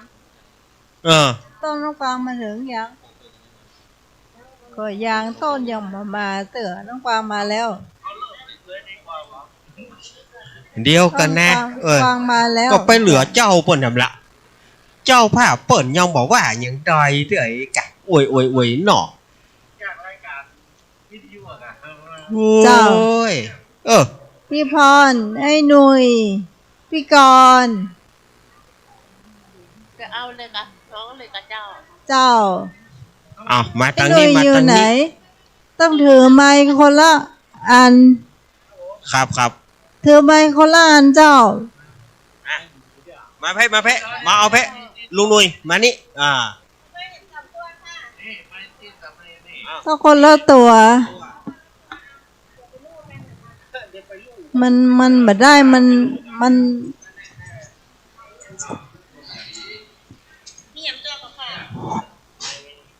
จับกัน ไอ้หนุ่ยมันขึ้นอย่างเดียวแล้วเหรอ ดีสา ไอ้ มารถ หนุ่ย แก้ทุก ต้ กา อง รทุกคนครั ไอ้ บ หนุ่ย ผม ขึ้นเสียงสูงหน่อย ไอ้หนุ่ยขึ้นแล้วอ่ะทำไมมันขึ้นน้องพรเดี๋ยวก่อนนะใจเย็นๆ12 มกราคม บ่ได้ 2568 บ่ได้ ปีนต้นตาล บ่ได้ เขาร้องมาได้หรอก บ่ได้ไอ้หนุ่ยบ่ได้ ร้องเสียงเนี่ยร้องมาได้หรอกหมายว่าอะไร เสียงมันสูงพอสูงเสียงต้องสูงกว่านี้ 12 มกราคม 2568 มันเป็นเดือนแรกของปี งานประเพณีที่ทำกันไว้ ยังจำได้ไหมทอดป่าสามัคคี บอกกล่าวเพื่อนพ้อง พี่น้องเอาอ้า คุณลุงคุณป้าอย่าสร้างบารมี จงช่วยเกื้อกูลสนับสนุนเราหน่อย คนละ100 200 300ก็ยังดี งานประจำปีที่เคยทำไว้ ถ้าป่านั่นไงเราทอดถวายเดือนนี้ บอกกล่าวเพื่อนพ้อง พี่น้องหญิงชาย แฟนๆทั้งหลายที่ฟังคลื่นนี้ จงช่วยต่อเติมเสริมบุญสมทบ ศาสนาจะได้อยู่ครบถึง5,000 ปี เราไม่เคยหลอก แต่เราจะบอกคุณผ่านคลื่นนี้ ถ้ามีจิตไมตรี สิ้นปีคอยสมทบมาไอ้หน่อยมันร้อนมา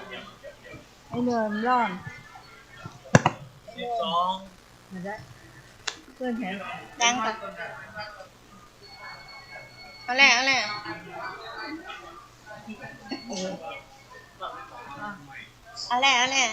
12 มกรา ทำไม ค ไม่ดัง 12 มกราคม 2568 มันเป็นเดือนแรก มันไม่ค่อยดัง โล ฮัลโหลเทสกัน 1 2 3เจ้าเก็บไป หน้า 90 ทำไมมันไม่ค่อยดังอ่ะฮัลโหลหน้าของ อันนั้นอ่ะขึ้นแล้ว เหรอ ทำไม ครับ ไม่ค่อยดัง อองหรอซอนะซอลองเทส โล1 2 3 4 5 6 7 8 9 ไม่ค่อยดัง เอาใกล้ๆหน่อย 1 2 3 4 5 6 7 8 9 10เนาะแล้วมันเคยเป็นนักร้องอุ้งอยากนะด่า ห้องบดีนี่เดี๋ยวฮัก 12 มกราคม 2568มันเป็นเดือนแรกของปี งานประจำปีที่เคยทำไว้ ยังจำได้ไหมทอดผ้าป่าสามัคคี บอกกล่าวเพื่อนพ้องพี่น้องเอาอา คุณลุงคุณป้าอย่าสร้างบารมี อะไรน้องเขา จงช่วยเกื้อกูลสนับสนุนเราหน่อย คนละ100 200 300ก็ยังดี งานประจำปีที่เคยทำไว้ ผ้าป่านั่นไงเราทอดถวายเดือนนี้ บอกกล่าวเพื่อนพ้องพี่น้องเอาอา คุณลุงคุณป้าอย่าสร้างบารมี จงช่วยเกื้อกูลสนับสนุนเราหน่อย คนละ100 200 300ก็ยังดีพี่ก่อน ต้องช่วยเติมเติมเสริมบุญสมทอง ศาสนาจะได้อยู่ครบถึง5,000 ปี เอ้ยเราไม่เคยรอ แต่เราจะบอกคุณผ่านคลื่นนี้ ถ้ามีกิจหมายฮิตรี สิ้นปีขอยสมทบมา พี่ก่อนพลาด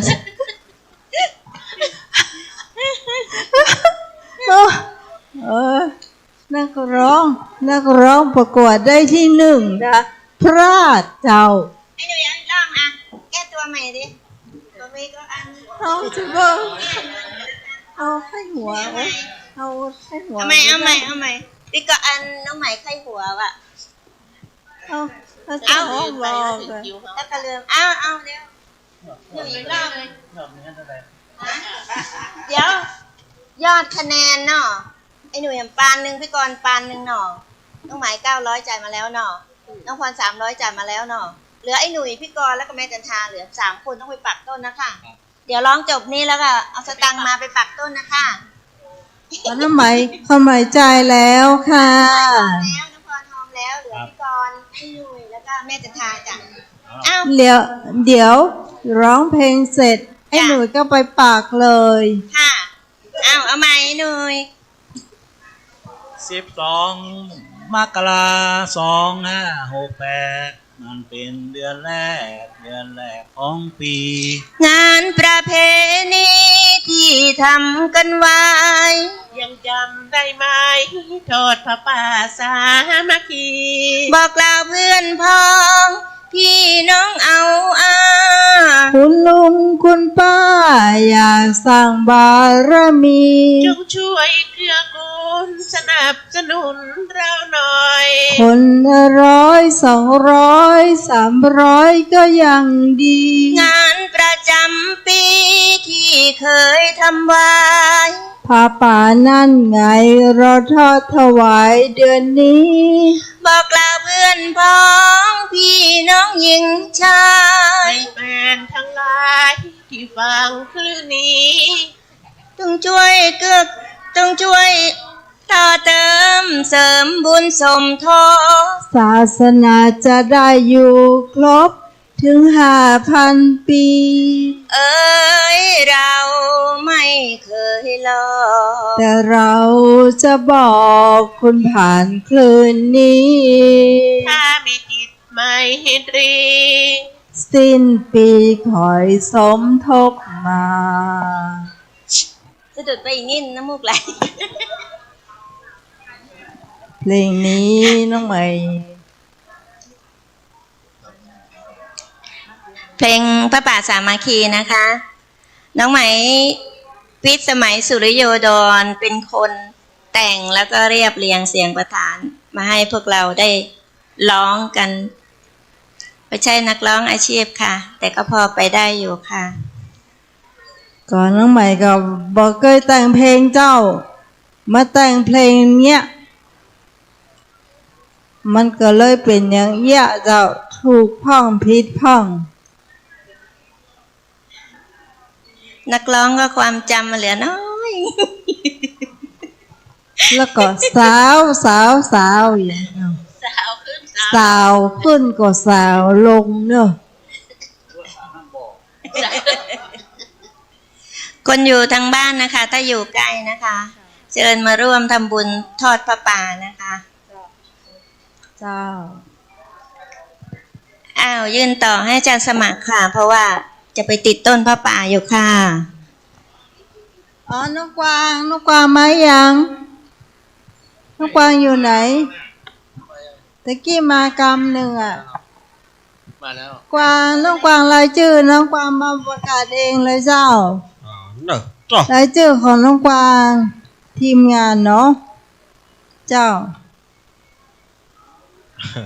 โอ้ฟังเพลงก็ม่วนเนาะวันนี้ฟังเพลง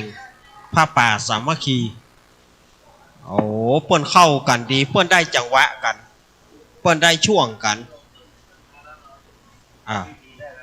เปิ้นได้ ยังน้องกวาง เปิ้นยังไม่เลี้ยวเตื้อ ไม่ต้องฟัง เปิ้นยังไม่เลี้ยวเตื้อ ประกาศเลยรายชื่อตั้งแต่กวางก่อนกวางกราบนมัสการเนี้ยกวางกราบนมัสการเนี้ย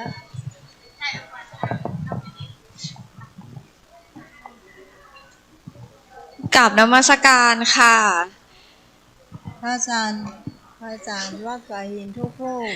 พระอาจารย์วัดฝาหินทุกรูปนะคะในส่วนของ พูดดังๆเลย ในส่วนของยอดในการบริจาคอะค่ะก็คือหลักๆก็คือจะมี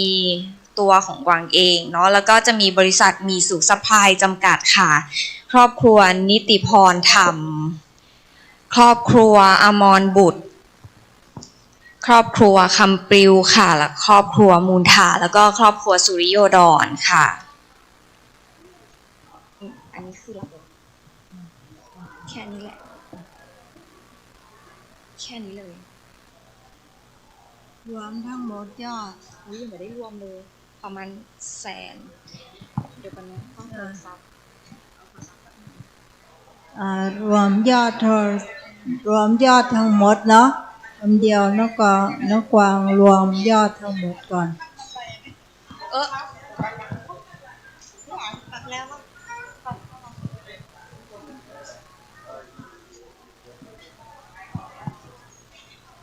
ขายยอดบริจาคนะคะในส่วนของกวางเองรวมทั้งหมด 111,792 บาทค่ะ โอ้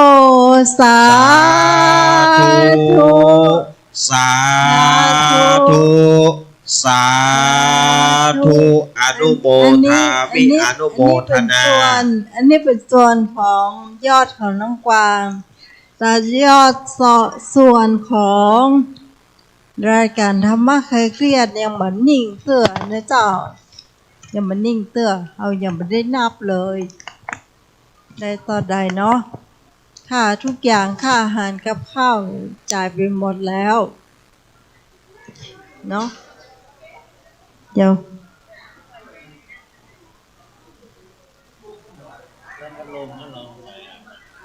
วางมาเลยอะวางมาเลยโอ้ โอ้นี่อ่ะเอาจานสมัครมาไม่ไปไม่ใครไม่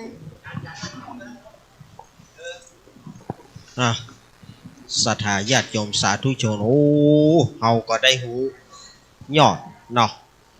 แต่ว่ายอดของทีมงานธรรมะคลายเครียดนี้ยังบันนิ่งเตื้อ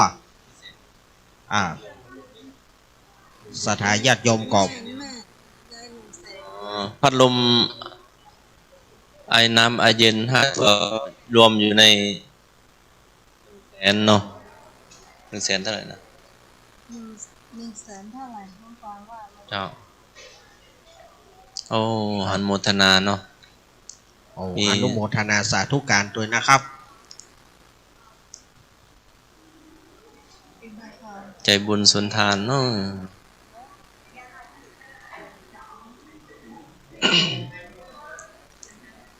ก็นิยมแม่ยังแม่โยมแม่ทั้งพ่อแม่ลูกหลานเนาะโยมครอบครัวโยมพิสมัยสุริโยดรเนาะทั้งที่ป้าน้าอาลูกหลานเนาะทั้งทีมธรรมะคลายเครียดทั้งคณะสัทธาวัดฝ่ายหินพระสงฆ์องค์คัสมณเณรเนาะอันครูบาอันครับชื่ออย่างอ่ะครูบาอาจารย์พระเถระเนาะวัดฝ่ายหินตอนนี้ก็ถ้าไม่ติดงานก็นิมนต์นั่งในอาสนะนะครับตอนนี้อาจารย์ศรีคเนศก็มาแต่เจ้าละลืมตีว่าคะแนนเนาะคะแนนที่เขาได้แข่งขันกันมาได้อยู่ 4,200 นะเจ้าโอ้ 4,200 แล้วก็มีพี่สาวรีร่วมทำบุญมาตัว200พี่ตองพองซองสีจันตุ่นนะเจ้า200แล้วก็พี่พรเอราวัณประชุมพรจุงปามันเนาะ300นะเจ้าแล้วทีนี้เป็นฝากซองมาใครเนาะ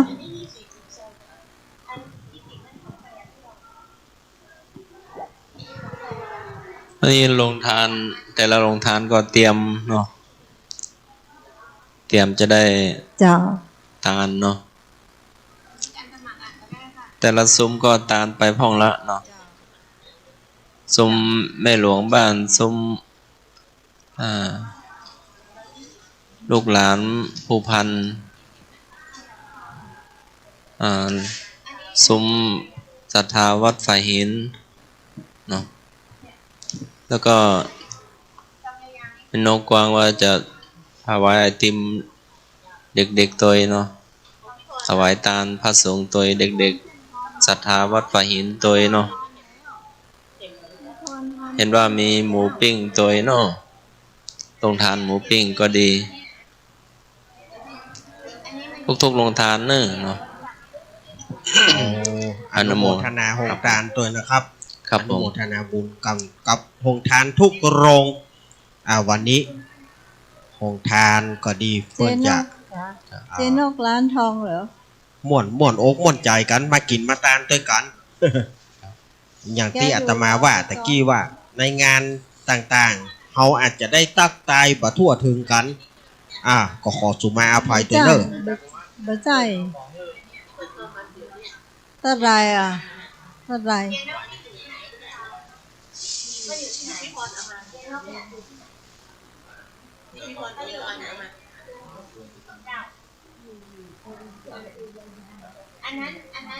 อันนั้นหูแล้ว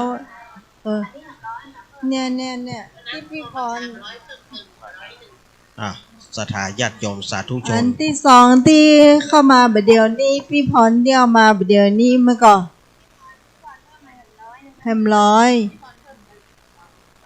100พี่พรโดยตรงเนาะ101เนาะเจ้าไปปักต้นได้เลยเจ้าแล้ว1เจอจอมจันทร์ชื่อจอมจันทร์พร้อมครอบครัวจะร่วมบุญ100 บาทอะไรนะนี่พัน นี่ นี่ พันจอมจันทร์ นี่พันจอมจันทร์100 บาท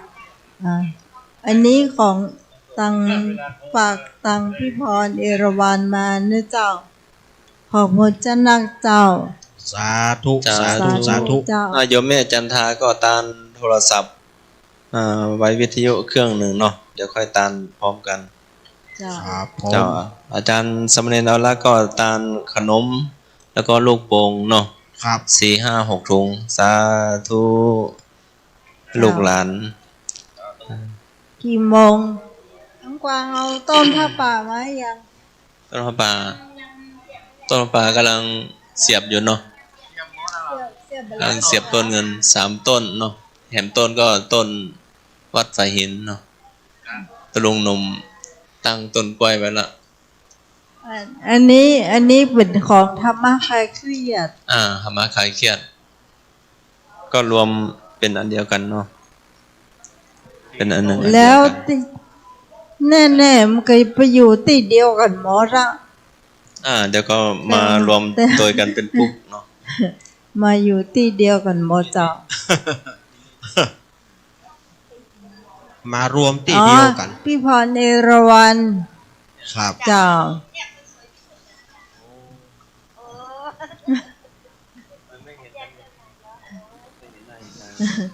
นี่คะแนนเต้าผมเนี่ยนะแฟนพักแท้เนี่ย แม่นป้านุสา อัลล่ะ ป้านุสาเพื่อให้ถึง4 คะแนน โอ้ย ได้1100กับ ดูว่าท่อขนาดนั้นเลยบอก โอ้ คะแนนมันน่าจะเยอะกว่านั้นอีก ดอก กับ100 อ้าว กวางแก้วหมูปิ้งมาตัวกัน ยังไงก็มีเนาะอย่าใดก็มีนี่หมด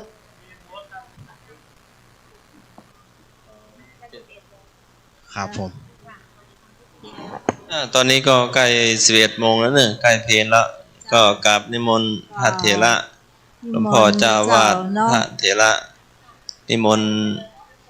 ขึ้นอาสงฆ์นะครับเนาะ จะถวายเพลก่อนนะเจ้า ตุลุงหนุ่มก็ดีพระเถระก็ดีตุลุงโย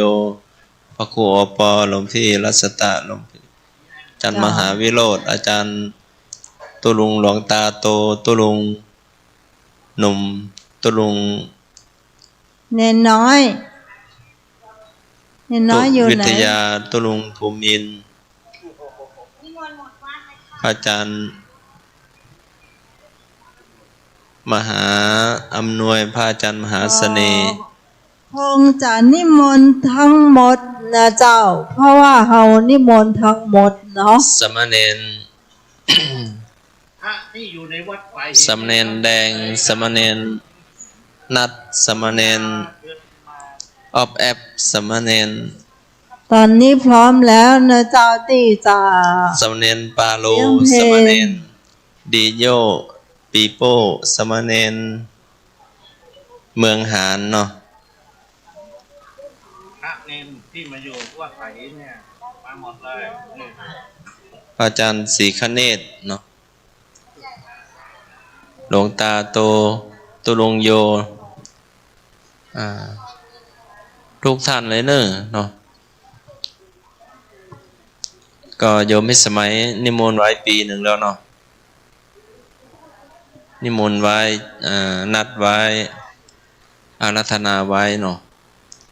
ก็นิมนต์นะครับสลองศรัทธาญาติโยมอาจารย์สมณเณรเอารักตัวเนาะสมณเณรอะไรนะสมณเณรสมณเณรสเนกสมณเณรชัยวัฒน์เนาะที่ดูแลอุปถากอาจารย์เอารักก็นิมนต์เนอะนิมนต์ขึ้นอาสนะนะครับนิมนต์นั่งอาสนะสงฆ์นะครับ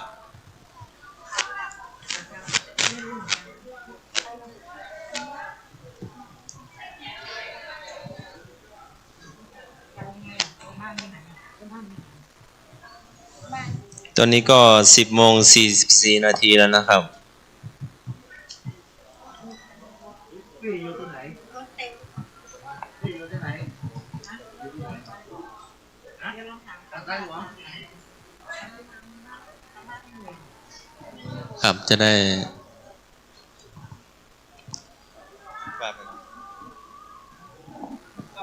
ครับนิมนต์นะครับ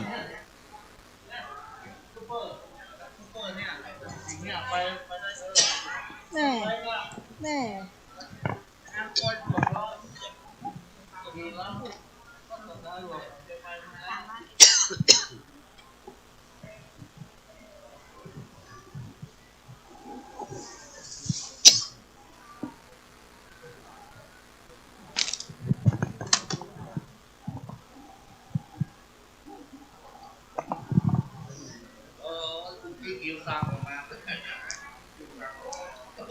ก็กลับนิมนต์เนอครับพระเถระตัวลุงเลินตัวเนาะตัวลุงโลน เจ้า ตอนนี้ ตัวลุง พร้อม นม แล้วนิมนต์นะเจ้าฉันเพลง ครับ ฉันเพลงเสร็จแล้วเราก็จะได้ถวายพระป่าเนาะส่วนตังหมู่เฮานี่น่าจะกินข้าวกินปลากันที่หลังนะเจ้า เพราะว่าเฮาจะบ่ฟังไปไหน ใช่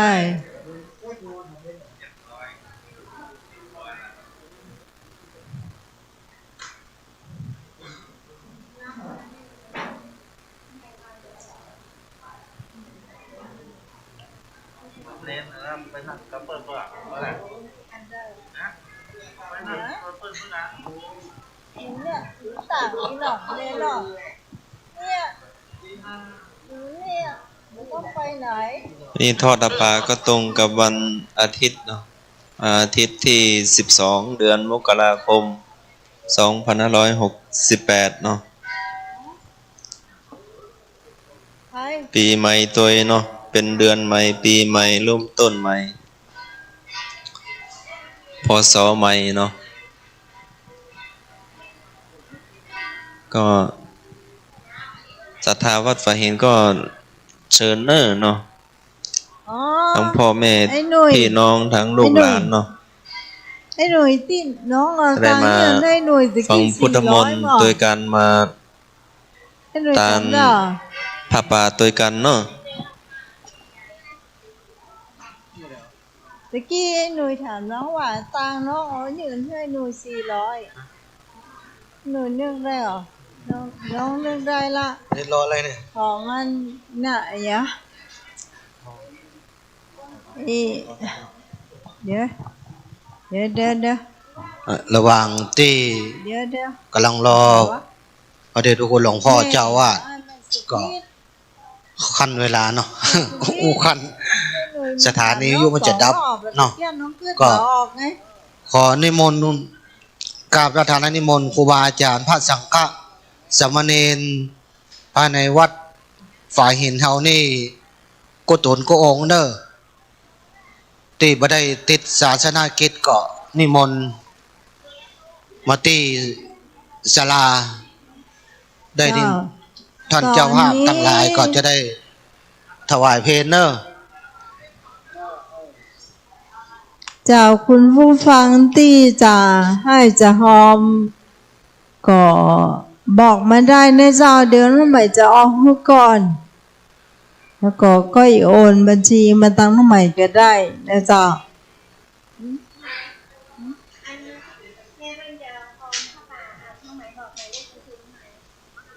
แม่อย่างอ่ะ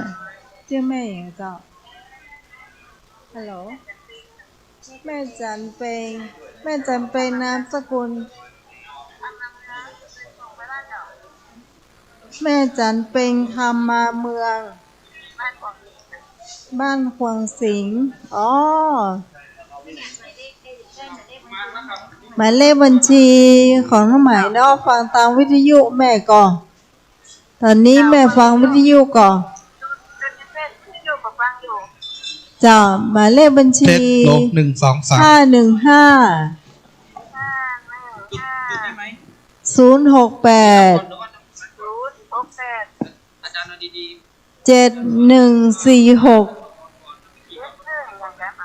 7146 46 เจ้า ธนาคารกรุงไทย เจ้า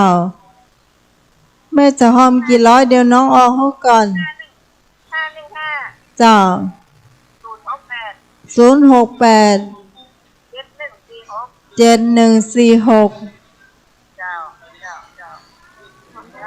พร้อมเท่าไรเจ้า 200 เดี๋ยวน้องออกเขาก่อนเนาะ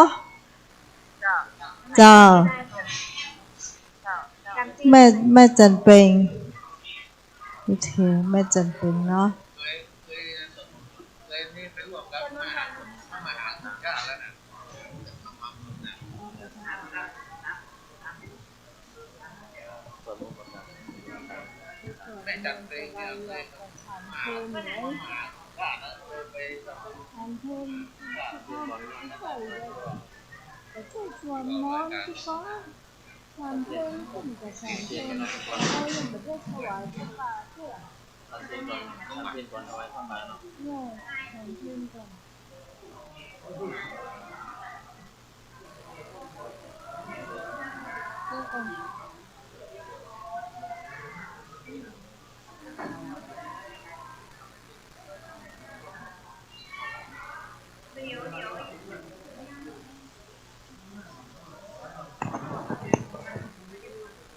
พัดลมน่ะตามตัวพัดลม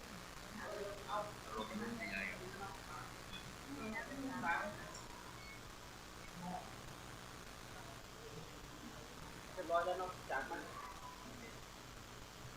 ทำไมขอชวนเต้นเนาะจัดเพลงเลยเนาะกับข้าวเขาขึ้นโต๊ะหรือยังเดี๋ยวตู้จะประกาศโครงการขึ้นโต๊ะแล้วนะ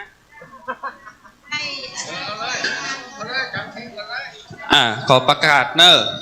ศรัทธาญาติโยมที่เอาหงตาลมาตอนนี้ทุกพระสงฆ์มาพร้อมแล้วนะใครจะเอาขึ้นเลยเนอะจะได้รับพรพร้อมกันทำกรรมของหงตาลมีอย่างเอาขึ้นหงตาลถวายเพลงกับขึ้นเนอะจัดขึ้นเลย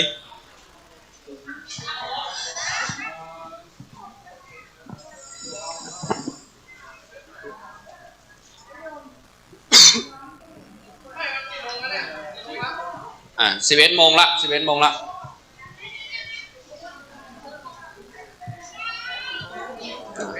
เราจะได้เปิดตานต่อเลยเนาะขึ้นโฮงตานขึ้นถวายพระสงฆ์เลยเนาะเอาขึ้นเลย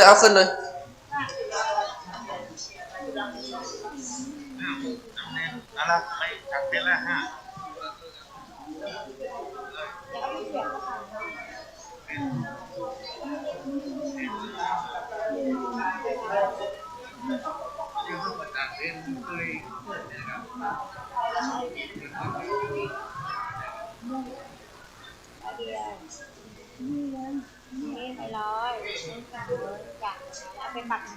ไปตัดต้นนะ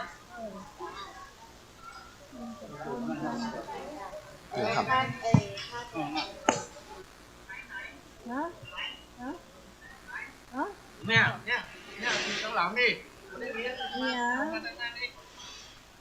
นี่ก็อาหารน่ะก็คืออาหารเอาที่เป็นเตียงเลยนะก็ได้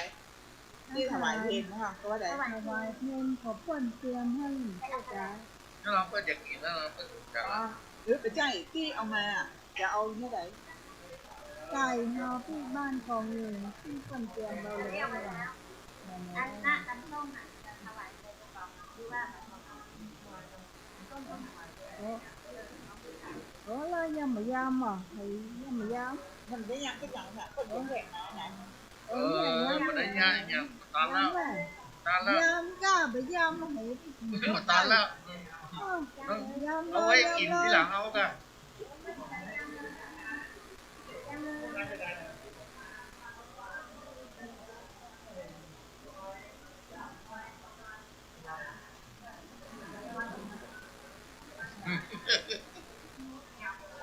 ก็เดี๋ยวไป เดี๋ยวไปตัวก้นเดี๋ยวไปก้น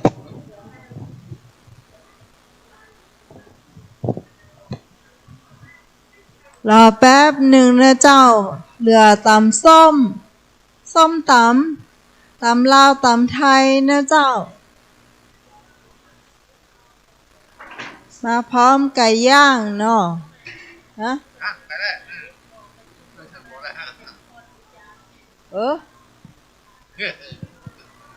พูดมาถามเนี่ยวันนี้มีอันเขาลงวุฒิกรรมมาไปเที่ยวนะไปก็ไปถ่ายทอดก็กระถามไม่หนุ่ยอะไงหนุ่ยฮูจักอะน่าก็ไปตะพูดหน้าตะนิ่งก็ได้เนาะโอ้เดี๋ยวรอสักกรรมยำส้มตำก่อนตำลาวตำไทยเนาะเขาเนื่อว่าพร้อมแล้ว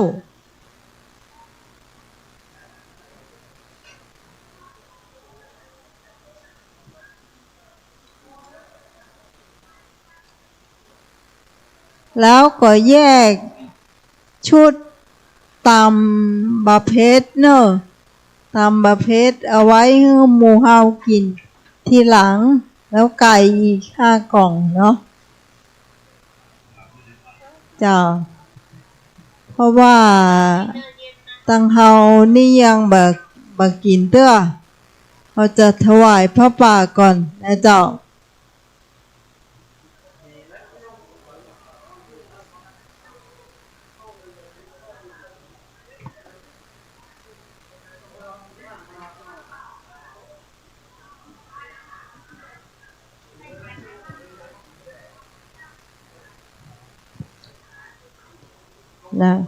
หลังจากที่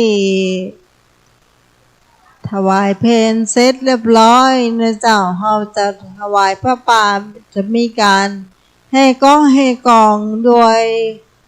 ศรัทธาวัดฝ่ายหินโดยเนาะคุณผู้ฟัง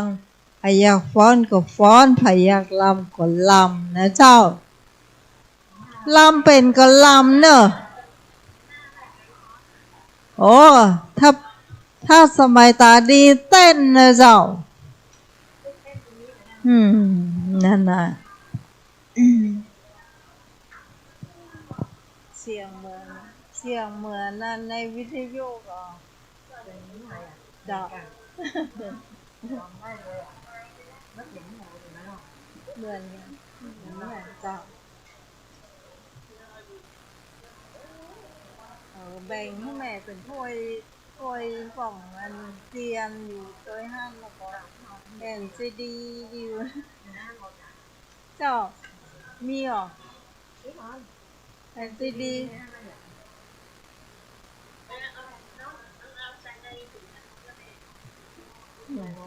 อ๋อเจ้า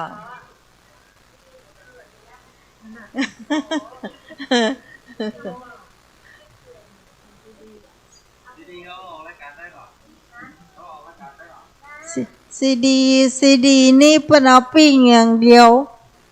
ใส่จอประกาศว่ะใส่จอประกาศเอาลูกแม่เขาสอนมาเจ้า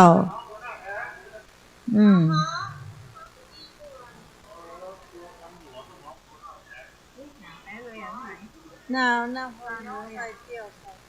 น่ะแม่บ่ใส่เสื้อมาให้น้องแต่น้องใส่เสื้อแม่น้องอ่ะจะไปใส่เสื้อใส่เนี่ยโอ้ตายเดี๋ยวมาสอนก๊อบอ่ะพี่น้องห้องต้องมาแล้วห้องต้องน้ำเต้าหู้บ่กินบ่คว้าเลย40 โมง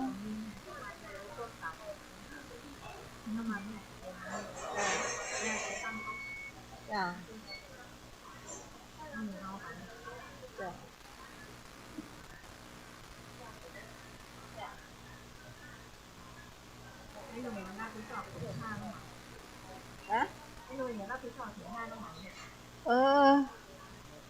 แต่มันก็ยังบ่เฮือนวดไปตะกี้กันไก่ทุลุง ไม่ใจตู้ลงโตเพื่อเอาไก่เฮือแล้วก็กระเช้าผลไม้น้องสาวเพิ่นฝากเฮืออ๋อเป็นกระเช้าผลไม้เพิ่นก็เอาพร้อมไก่เนี่ยเขาเก็บไว้ตั้งหลายหมู่นี่เดี๋ยว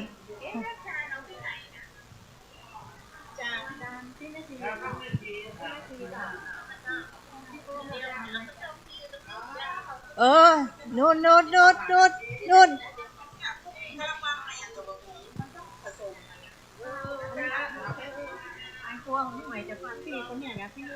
แม่นเนี่ยคนเนี่ย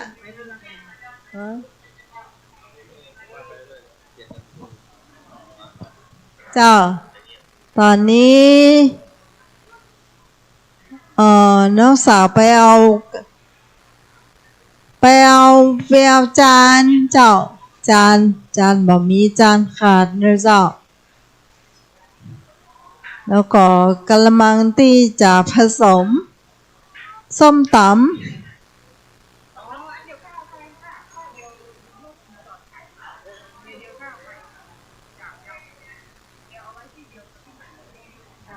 เอาไว้นี่ก่อนเนาะแม่เนาะเอาไว้นี่ก่อนเนาะเอาไว้นี่ก่อนปฏิสังขายโยนิโสปิณาปตังปฏิเสวามิเนวะทวายนะมัทายนะมันดนายนะยังวะยาวะเทวาหิมัสสตยาสติทิยายาปนายาวัติยาพระมัจจะยังกายะเยติปุรานันจะเวทานังปฏิหังคามินาวันจับปฏิสามิยาตระจะเมภาวิสติสุวิหารุจาติสัพพะโรคะเวนิโมโตสัพปวัชิโตสัพพะเวระมะติเนปุโตจตุวังภวสัพพิติโยตุสัพพะโรโควินาศตุมาภวัตวันตรายโยสุขียุโกภวะอภิวาทนาสีนิจังมุทาปจายโนตาโรธรรมาทันติอายุวันโนสุขังภะลังเดี๋ยวขอให้โยมตีมาถวายภัตตาหารหรือว่าโฮงทานตอนนี้ตุเจ้าก็ได้ครับถวายภัตตาหารแล้วญาติโยมจะรับประทานอาหารได้เลยเด้อมาต้องรอตุเจ้าละกินได้เลยหานั่นแหละหากระมังกันยำอ่ะมันมีกระมังยำอ่ะ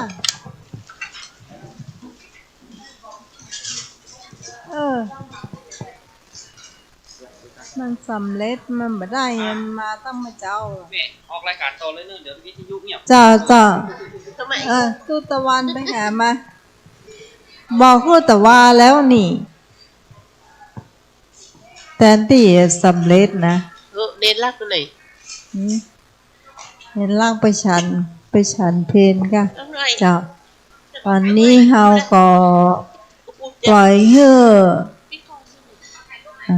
พระเปิ้นฉันเพลนไปก่อนนะจ้าเราก็จะอู้กันต่อไป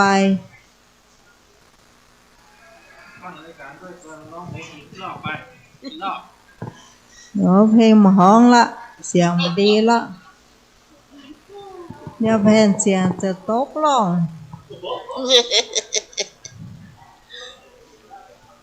เจ้าถึงแม้เราจะมาทอดผ้าป่าปีนี้นะเจ้าแต่ว่าการทำบุญนี่ยังไม่หยุดเนอะ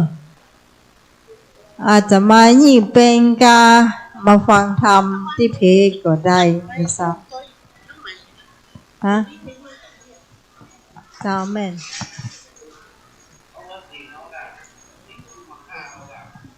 ทุกวันพระคงมาบ่ไหวเพราะว่าแต่ว่าคนที่มาแล้วเตรียมว่าไปซ่อนนี่แหละครับ เราขอต้องบอกว่าแล้วมันเตรียมมันเดือดเจ้ากำลังหาเตรียมส้มตำหากระมังบ่เจอว่ะ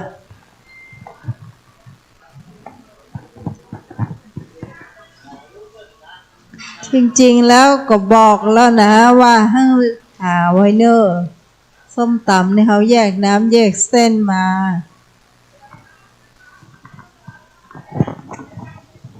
มันจะมีส้มตำลาวส้มตำไทยเนอะลาวน่ะก็เผ็ดเนอะเจ้าเผ็ดน้อยเผ็ดมาก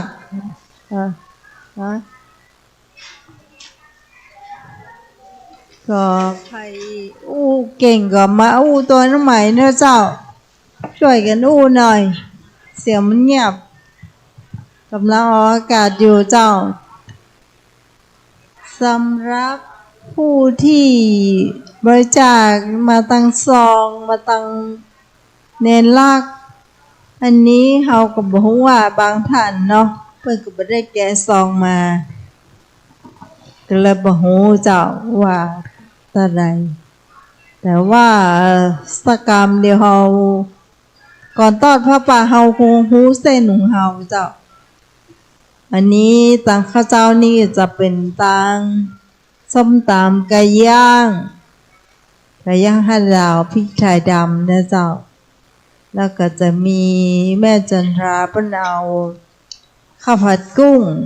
นะเจ้าแล้วก็มีผัดซีอิ๊วนะเจ้าเนาะแล้วน้องกวางก็จะเอาข้าวเหนียวหมูปิ้งเจ้ามาละเอาครับกำแล้วครับมาแล้วครับหมูปิ้งก็ขึ้นโต๊ะเจ้าก็ใครอยากจะกินในยังก็เตี้ยวไปกินได้เลยนะเจ้าสำหรับเจ้าบ้านนะหมูปิ้งนะเจ้าจะไปกินได้เลยไอ้แฟนพันธุ์แท้จะกินหมูปิ้งก็ไปกินเลยเดี๋ยวก่อนตาเตี้ยเดี๋ยวก่อนยังมาตาเตี้ยครับก็ต้องรู้ตัวเพราะว่าเราเสียงมันเงียบออกอากาศอยู่เจ้านี่ก็โอ้สถานสำนักครับหลายต้นหลายคนมาจุ่มนุมของเราเนาะนี่คือวันดีครับเนาะเจ้าทอดรับป่าโอ้บันทึกบอกฝันไว้เป็นงานใหญ่งานหลวงอีลำเหลืองก็ปีนี้เป็นงานใหญ่เจ้าก็ยอมรับว่าเป็นงานใหญ่กึดมาถึงมาว่าจะเป็นงานโตครับเนาะก็ตั้งหลานสาวตั้งน้องกวางเกณฑ์น้องกูเนาะเจ้าภาพได้ตึงแสนไปเนาะอายุน้อยอยู่โอ้ใจกว้างกันไม่น้ำต้องขอบคุณผู้อุปการะคุณที่มาตั้งน้องกวางตัวเนาะที่เปิ้นสนับสนุนเนาะทางทีมงานของเปิ้นตัวนะเจ้าคงจะมาตัวเนี่ยเจ้าเนาะขอบุญกุศลให้เจ้าภาพครับจะลงเรื่องเจริญรุ่งเรืองบันติ๊กเจ้าครับก็ตลอดปีตลอดไปเฮงเนาะตลอดภาษาเจ้าบ้านก็2568เจ้าครับโอ้ม่วนวันนี้ม่วนอกม่วนใจเจ้าสำหรับต้นของเรานี่ทำมาใครเครียดก็ยังไม่ได้นับเตื้อก็จะมีใบมาเรื่อยๆครับใบใบแดงก็มีพ่องก้าใบสีเทาๆก็ถ้ามีพ่องก้าอยู่เนาะมาเจ้ามันสีเขียวหน่อยมันโดนแดดครับหวายมันโดนแดดวัดท่อแดงห่ำแต่เจ้ามันมีก้าต้มตองก้าครับใบตองอย่าโอ้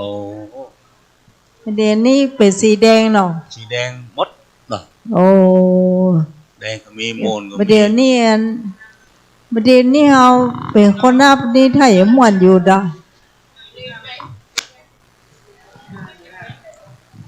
เจ้า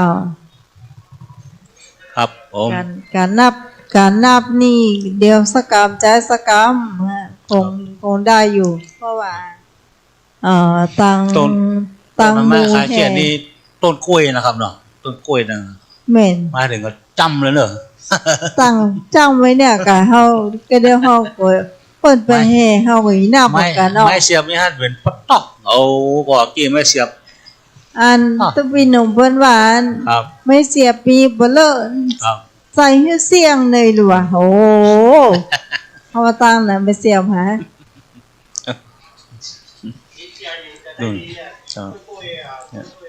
ครับคุณหนูมาไม้เสียบมือเนาะจัดงามบ่วะครับครับ แต่ว่าภัยอยากหันต้นของน้องกวางก็ไปพอได้นะเจ้ากับเดียวเพิ่นจะให้มีการแห่ตัวเนอะกองเตรียมเรียบร้อยว่ะ เฮาอยู่ตั้งเพเฮาบ่ได้ไปไหนเฮาก็นับเนอะเจ้า น้องกวางว่าต้นมาบ่ได้มันเงียบเอาต่อกองมาตีที่วุฒิที่เวลามันได้ยินหรอกเนาะ จริงๆแล้วถ้าอู้ถึงว่ากองเนี่ยสมัยก่อนนี่เต้าตี้น้องหูจักตู้ลุงทองตู้โจกพุ่นน่ะพระครูโสพลบุญญาพรเนาะเพิ่นเป็นเจ้าคณะอำเภอแม่ริมเพิ่นบอกว่าถ้ามีการตอดผ้าป่าให้นะเอากองมาตัวเนอะจะได้มีเทพบุตรเทวดาเพิ่นมาร่วมอนุโมทนาตัวเพิ่นก็บอกอย่างนี้นะโอ้กูเตือถ้าบ้านเขาเจ้ามีก็จะเอากองแต่งซ้ำเนอะอันนี้มันไก่ถ้ามันไก่เขาก็คิดแปลงเนี่ยเนาะอันนี้ก็เอาตำเนี้ยไอ้เนาะ แต่น้องเอาอยู่มันเอาอยู่มาขึ้นบ่ถึงก็มีกล้องเตี้ยกันมาเงียบปิ้งล่ะกล้องเอาแม่บุตรม่วนเด้อต้นพระป่าธรรมะเขียดต้นกล้วยนะครับเนาะยังนิ่งเลยเนอะครับ ให้หนูเอามาใกล้ๆกันได้เนาะ ครับออกเนาะครับเนอะครับ ใกล้เสียงมันบ่เข้าเจ้าแม่จันทราที่แต่ละคนอยู่เบื้องหลังนะเจ้าแม่จันทราทักทายคุณผู้ฟังหน่อยบ่ครับ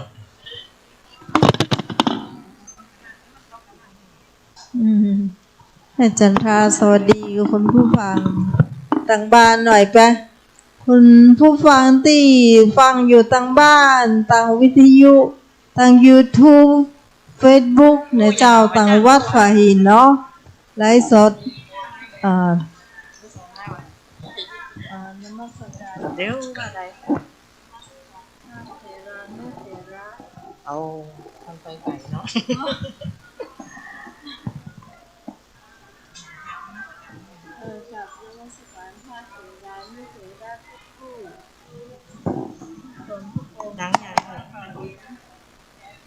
กราบนมัสการพระอาจารย์ทุกรูปทุกองค์เนาะแม่จันทราชื่นใจวันนี้ได้มาร่วมงานกับน้องใหม่เนาะเป็นปีแรกเจ้าติดต่อน้องใหม่มาแล้วแต่บ่เคยเห็นหน้ากันเลยเนี่ยเพิ่งมาเห็นน้องใหม่เนี่ยนี่เจ้าเห็นน้องใหม่แล้วก็กินข้าวบะลามไปเห็น7 วันกันนะเจ้าน้องใหม่เป็นคนดีเนาะเป็นคนใจบุญเนาะเราได้มาร่วมทำบุญกันน้องใหม่ก็เป็นบุญเป็นกุศลใจยิ่งแล้วเจ้าค่ะกราบนมัสการทุกลูกทุกองค์นะเจ้าค่ะเจ้าขอบคุณเจ้าแค่ได้ยินเสียงแค่นี้ก็ดีใจแล้วเจ้าเนาะฟังวิทยุมาจัดเมินละโทรกับบ่โทร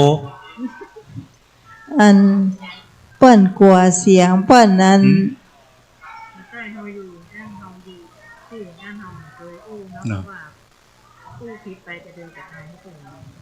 โอ้ใหม่ๆมันก็ต้องเป็นอย่างอ่ะเพลิดกะเพลิดอ่ะเพลิดปลาเพลิดมานะคะใหม่ๆก็ตึงอย่างอ่ะนะเจ้าแต่เหมือนไปมันก็คุ้นเจ้าแต่ว่าอย่างสมัยนี่ถ้าอยู่ๆจะเพิ่มบันทึกเสียงบ่ได้แม่อาจารย์เคยทำละบ่ได้มันเหมือนมีสักอย่างหนึ่งต้องตอนเข้ารายการบ่ต้องมีสักคลิปบ่มีสักอย่างมันนู่คนเดียวมันไปคนเดียวอย่าแล้วก็สำหรับคืนนี้นะเจ้าเราจะสรุปยอดตึงโมที่ฟังเนาะแล้วก็เราก็จะมาล่ำมาลากันตัวน้องไหวจะจัดธรรมะเครียดเป็นครั้งสุดท้ายแล้วนะเจ้าคืนนี้เนาะคนผู้ฟังที่ฟังทางบ้านก็ฟังคืนนี้เจ้าเนาะใครมีอย่างก็จะมกบจาก็โทรเข้ามาได้ที่หมายเลขของโทรศัพท์ของทางสถานีนะเจ้าขอได้อย่างถาดใช่ได้ครับนี่คือไปละน้ำส้มส้มตำกินได้จ้ะไม่ใช่ขอไปสอบได้ก็พี่ออยกับได้กันเราให้ที่ได้ครับขึ้นตังไว้อ่ะเราขึ้นโต๊ะแล้วหรอส้มตำอยู่ที่ได้ก๊กไม่รู้ก๊กหรือบุกนี่ภาษามันมีติยามจุ่มหรือเปล่า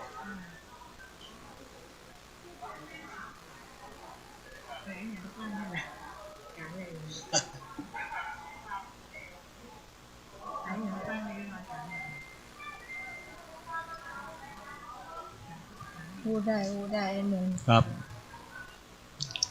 วันนี้มีเจี้ยมาเล่าเพราะว่ามีอย่างอ้อมาถามครับเจี้ยเอาเจี้ยอันถ้ามันเจี้ยไอ้หนุ่ยเล่านี่นะอันดีบดีอันพระพ้นฉันเพนจานสะดุ้งสะเด็นเ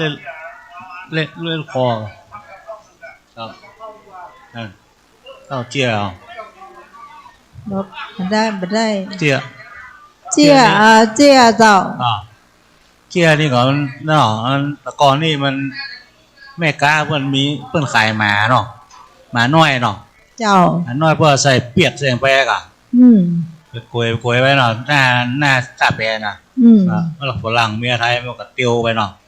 มันไปปะใส่แม่ก้าฝรั่งแม่ก้าฝรั่งไปหาแม่ก้าอีเนาะแม่ก้านั่งกันหรอเจ้าเมียเจ้ามาก็เมียฝรั่งก็เตียวไปไก่ไปปะใส่หมาเนาะเจ้าพ่องมพอหามแม่ก้าว่าเจ้าแม่ก้าหมาแพงไหมอ่ะมันงามเนาะมันถามฝรั่งกะมาฝรั่งเมื่อถามว่าให้แปลงกันอ่ะมันถามมันไม่กล้าว่า how much เนี่ย how much แล้วไม่กล้าว่าโอ้มันต้องมาได้หนูไหนมาดึงเห่าอย่างไรหรอ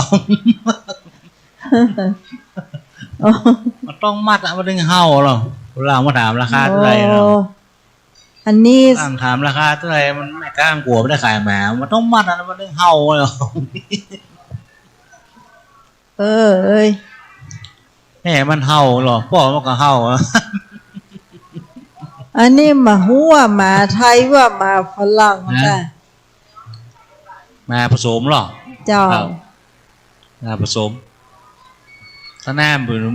เป็นเมืองตั้งหลังมันเป็นคนกรุงเทพกบเจ๊กะเจ้าอันยังอ๋อเนาะน้ำมันยังล้ำที่สุดน้ำอะไรเอ่ยล้ำที่สุด น้ำมันยังเอ่ยดลำลำครับ ำน้ำล น้ำอย่างลำที่สุด ำน้ำก๋วยเตี๋ยวไม่ใช่นะ น้ำมะลิกับพระเจ้านะน้ำมูลพระเจ้ากับพระเจ้านะครับ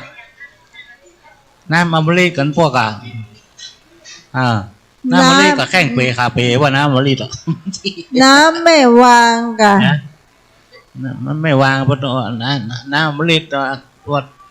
มันยังเตียวนะลงที่แข้งบ่หรอแต่ว่าบ้านเฮาไม่ใช่ดวงนี้อีกว่ะดอกแม่นก็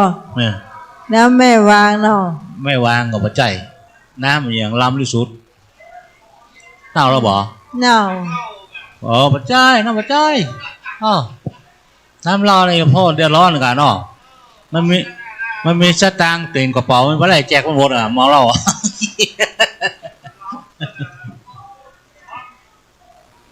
เมาเขาหลอกกันแจกสตางค์มันใจบุญหรอกเราเราใจบุญนะเมื่อกี้เราใจบุญนะพ่อเฉลยเนาะน้ำบาดาลน้ำบาดาลอันนี้ข้อมูลรอบตัววันนี้ก็ถามไปที่สถานีวันนั้นรอบหนึ่งเนาะมีพี่สาวอาลีตอบได้จังหวัดเชียงใหม่มีกี่อำเภอ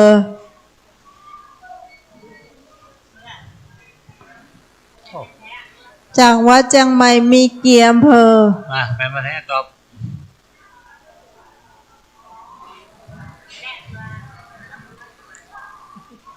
70 25อำเภอ25อำเภอครับอำเภอที่มีอักษรเดียวมีกี่อำเภอ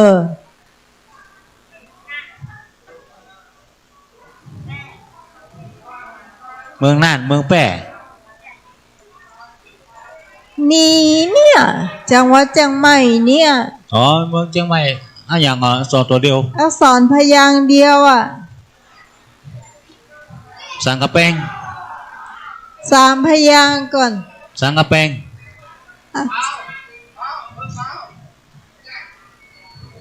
เปล่าถูก1ละฝัง2ละข้อ3 4อำเภอเมืองถูกต้องเจ้าโอ้แฟนพันธุ์แท้เยี่ยมแต่ธรรมดาเนาะเยี่ยมเจ้า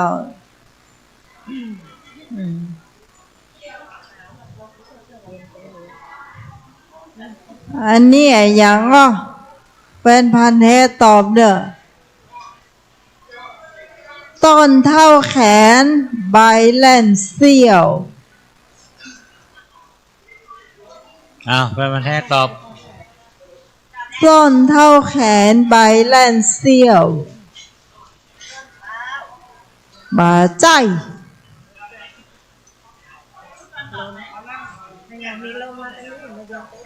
ต้นเท่าแขนใบแล่นเสี้ยว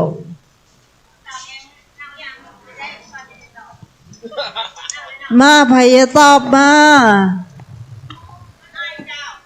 ต้นอ้อยถูกต้องพี่กรณ์ตอบ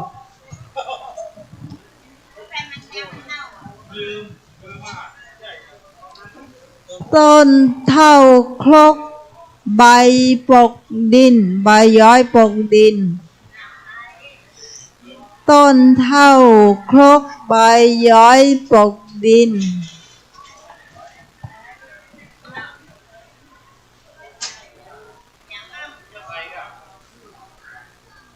จะใครถูกละ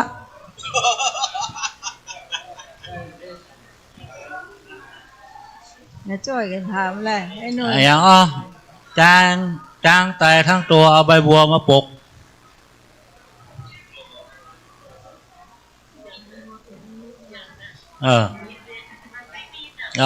มันไม่มิดมันแม่นอยู่เราไอ้ยังอ่ะนะแล้วมันเคยยังเพราะว่านั่นก็จ้างแต่ก็รับลงคมในนะกะเอาขนมซ่อนพ่อมาแมนมาละทุกซองมาละเพื่อขนมมาแจกนอนมันลากกระสอบถุงเตียวมันแมนมันหน่อยละแม่นละแม่นเนาะ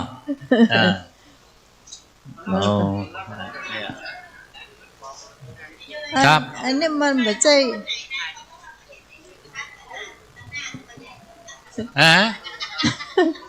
จอบดีค่ะใครข้างไอ้หนุ่ยนี่ก็ดูที่สงสัยโทรทัศน์รุ่นเก่านี่รุ่นใหม่มันจะบ้างล่างน้อย YouTube นะเจ้า YouTube Facebook ของวัดฝาหินพิมพ์เข้าไปที่ฝาหิน2เจ้ารุ่นมีรีโมทอ่ะมันตัวใหญ่เนาะถ่ายทอดอากาศสดตอนนี้ทางวิทยุก็เปิดได้ 104.50 นะเจ้าแม่จันทาว่าตึงบ่พ่อโทรทัศน์จังมานี่หรอมันพ่อมาฮะคล้ายๆป้าแน่มัน10 ปีจังโทรทัศน์ตัวเก่าฮะดอ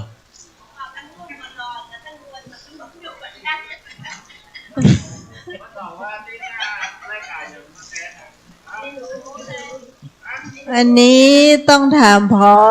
สถานีเนาะเอาก็จะคือรายการเอาคืนรายการให้อาจารย์ไปแล้วต้องถามมันดิอ่ะเนาะถามมันดีก่อนถามปัจจุบันนี่ก่อนหนาวมาหนาวไอ้หนุ่ยกระทำอย่างออกมา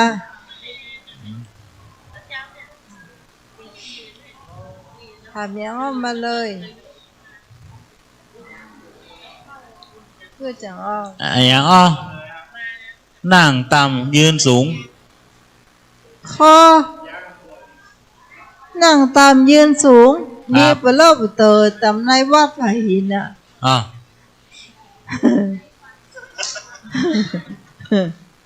ก็บอกแจ้ก้ากูปีนเลยก้ายืนตามนั่งสูงก้ามันอู้ปีนเนี่ยว่ะ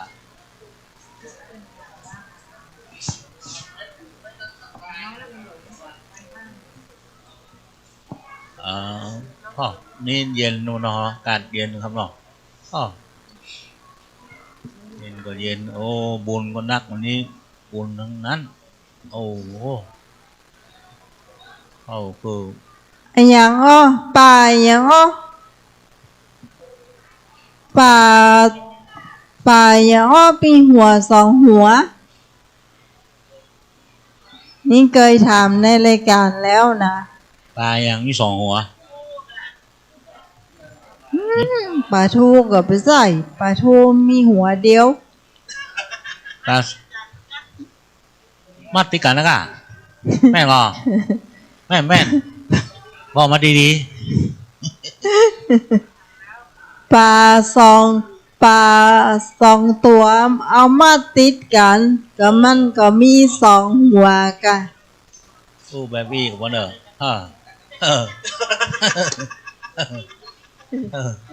บดินกีนะนี่อย่า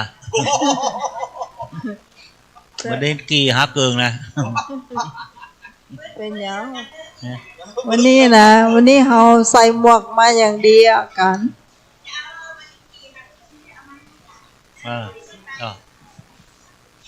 เดินนั่งรอหมวกนะเลยเนี่ยหมวกไว้ไหนถามออยพี่เตอร์วันนี้บอกว่าออยบอกมาก่อนตะกี้ผมได้ถามมีคนต้องการเดี๋ยวครับเดี๋ยวก่อนนั่น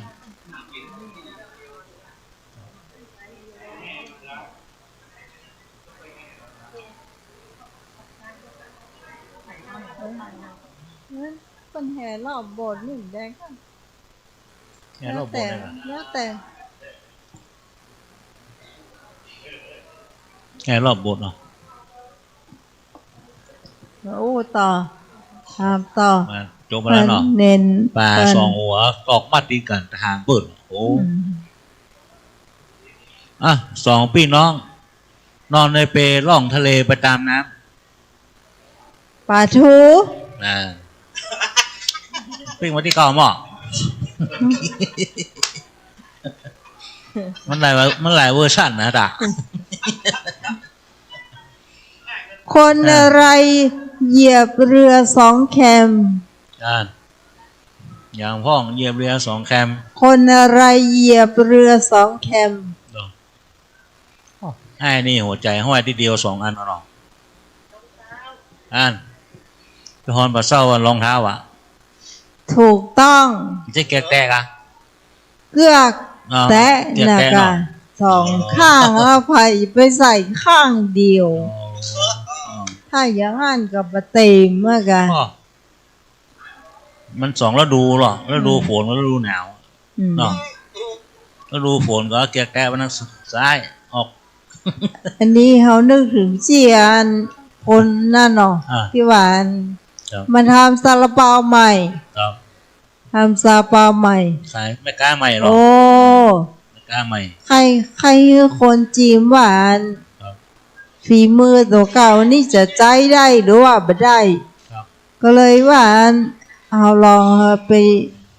ไปดูขายที่กาดพอจ้ะแล้วก่อน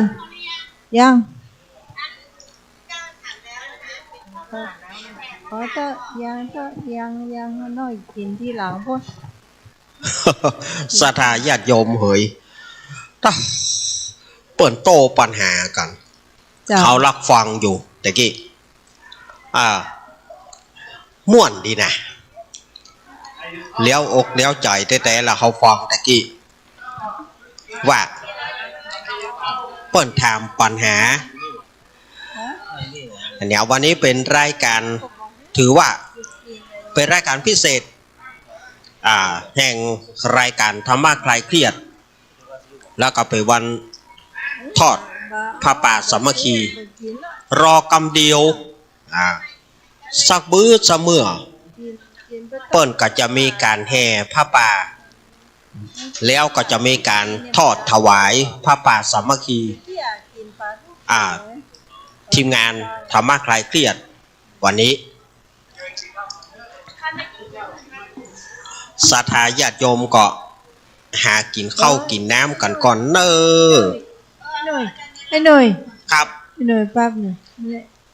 เนี่ย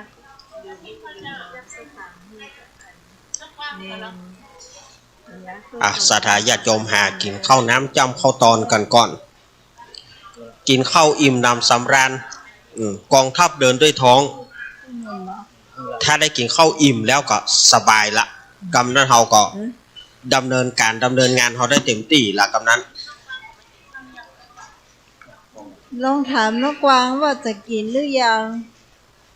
จะกินหรือว่าจะกินที่หลัง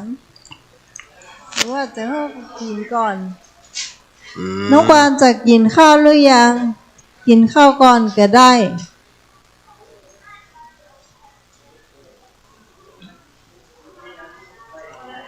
นะ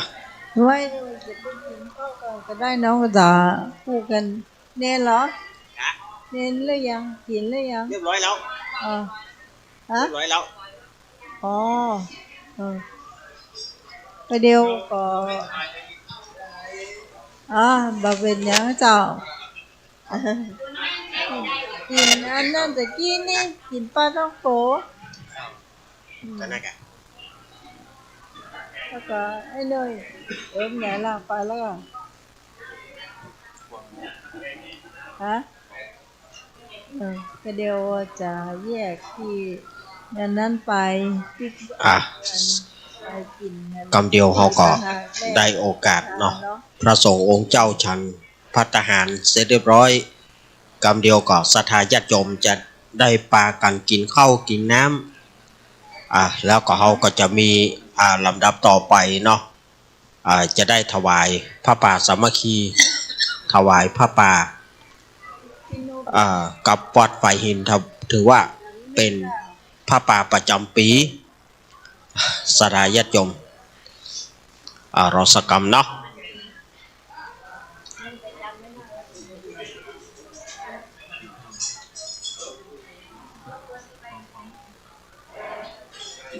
เมื่อวานมากินข้าวอิ่มก่อนแล้วก็ไปแห่พระป่าครับเอาสายไฟมาเส้นนึง พอยังแควนหน่อยเอาตะกี้เฮากินน้ำเต้าหู้ไปตะกี้นิ่มใจเนาะ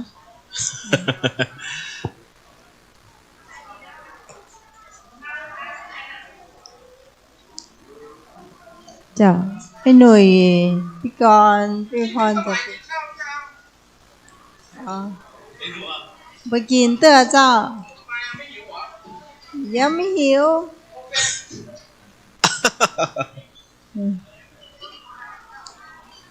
กินปลาท่องโก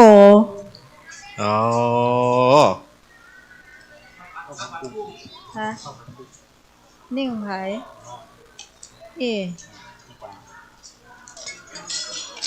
โอ้เดี๋ยวก่อนเตียนอย่างก็เพราะนักก็นอกจากเอา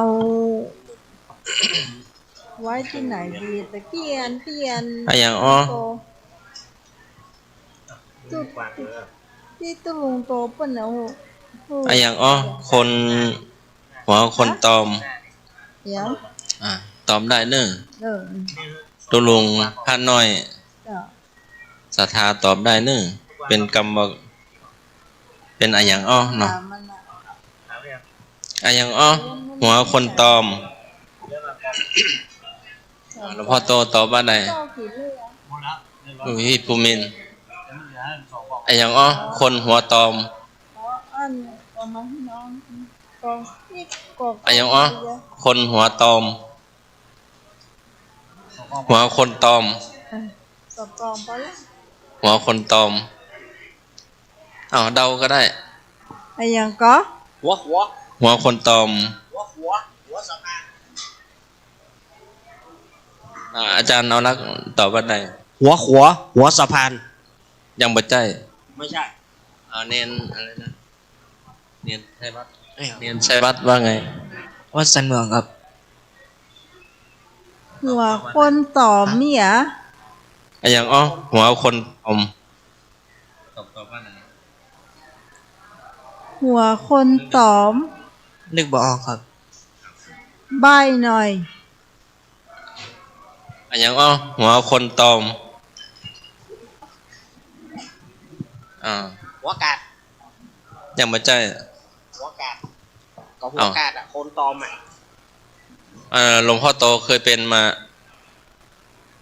ผู้ใหญ่บ้านหัวผู้ใหญ่บ้าน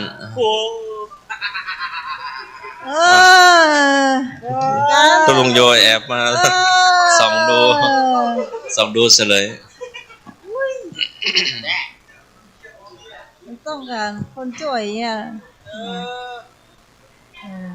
เล่นลักมีตัวช่วยตั้งหลังลูกอย่างหัวมะลิกปิ๊กป๊อกหัวมะลิกปิ๊กป๊อกหัวหอมถูกต้องเอา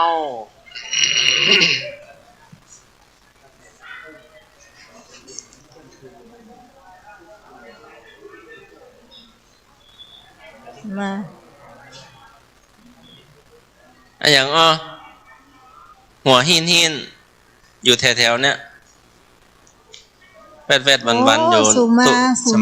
แต่เนอะหัวตู้เจ้าหัวตู้เจ้าหัวหินถูกต้อง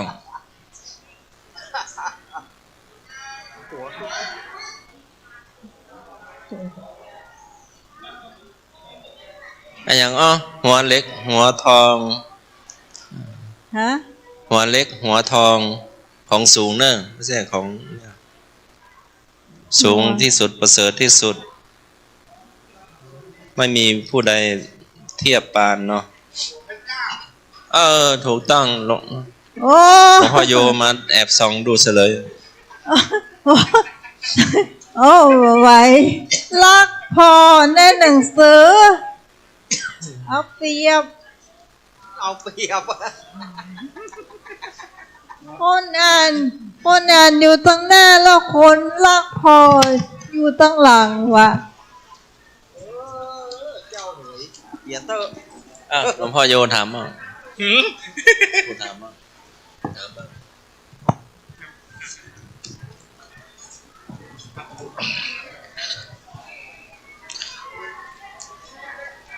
ยังไปยังฮะ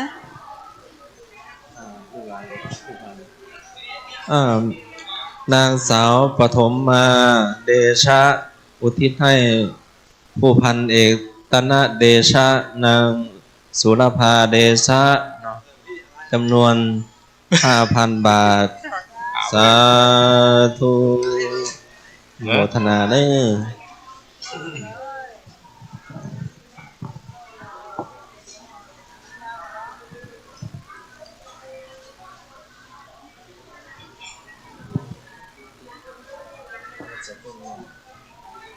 คนตะกวงคน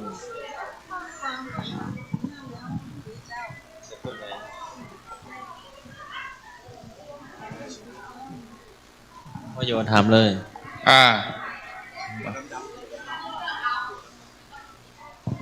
เป็นคำถามเนาะไหนอะหัวดำ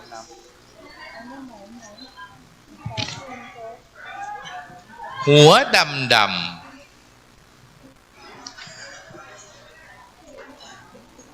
หัวดำๆคือ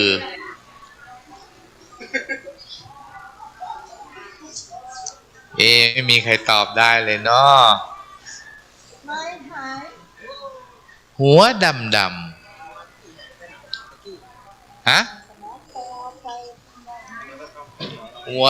ดำเฉลยนะเฉลยก่อนหัวตาช่าง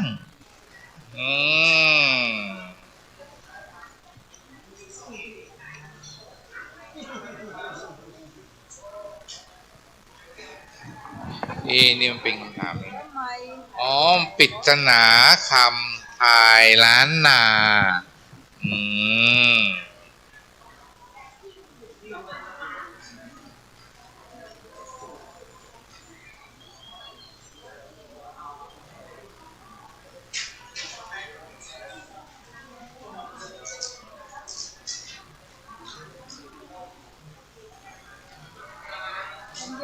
เริ่มนับต้นหอเลยเนี่ยน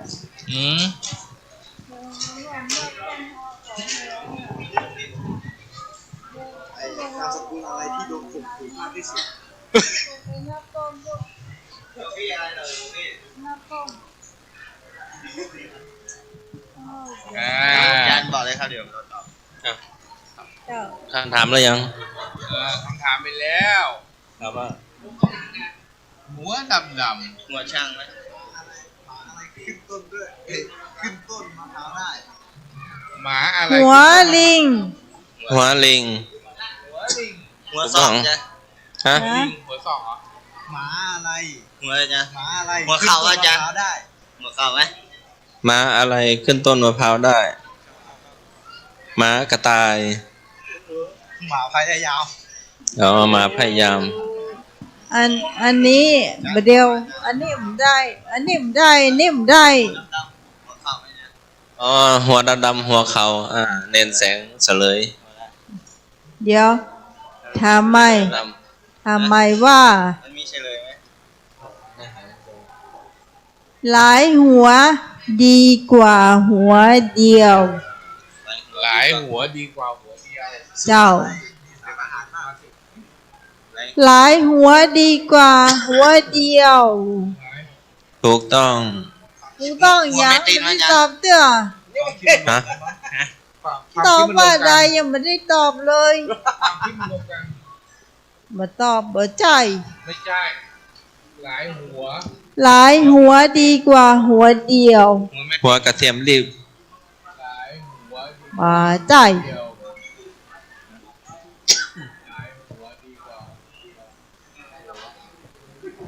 หัวพันน้อยหัวแม่ติดนะครับ บาใจ หัวพระเจ้า มันเป็นประโยคหรือเป็น เป็นคนเฮาเนี่ย แม่มือไหมครับหลายหัวเดียวหัวเดียว อย่าแสดงว่าหัวไม่มือ เฉลยบ่ ใช่ไหมครับ เฉลย ช่างตัดผมถ้าได้หัวเดียวมันก็ได้น้อยเดียวเนาะได้10หัวมันก็ได้โอ้ยหลายเนาะ มีอีกไหมจ๊ะ ฮะ โอ้ ซุปอะไรมีสารอาหารมากสมณเณรนัดถาม กองเริ่มแล้วนะเจ้ากอง ซุปอะไร เริ่มแล้ว ซุปเปอร์มาร์เก็ต อะไรนะ อย่าง ซุปเป ก็ อร์มาร์เก็ต เดี๋ยวฟังเอาฟังบอก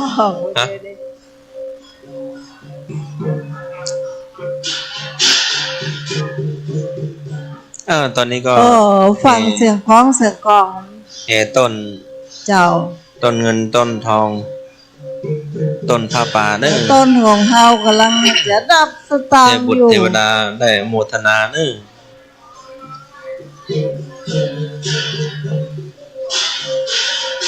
พระสงฆ์สมณเณรก็นิมนต์เด้อนิมนต์ขึ้นอาสงฆ์เนาะรอความพร้อมเพรียงเนาะเขาใกล้เริ่มพิธีแล้วป้าสุเนาะและศรัทธาวัดฝายหินพร้อมพบุญมา 1,000 บาทโยม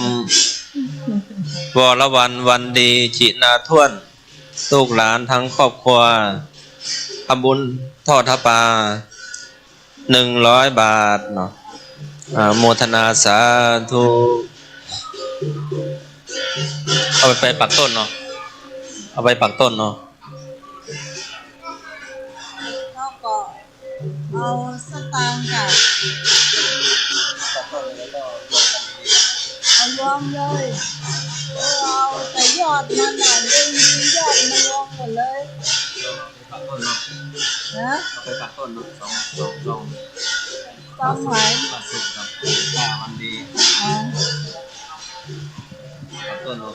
ปักเลยเขาได้แก่อยู่แล้ว ฮะเราจะเพิ่งไปไหน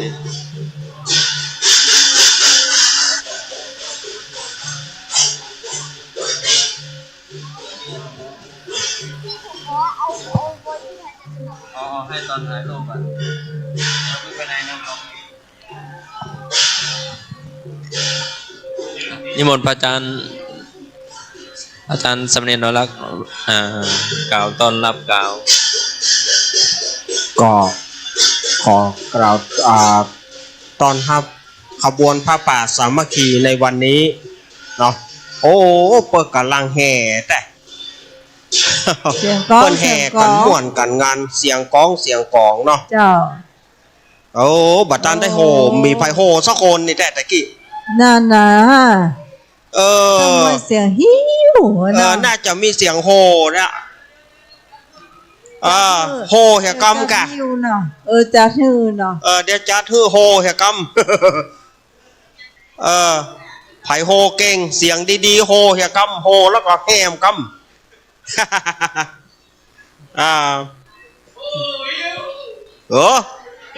ลวดเดียวนั่นน่ะโว้ยเจ้าเฮ้ย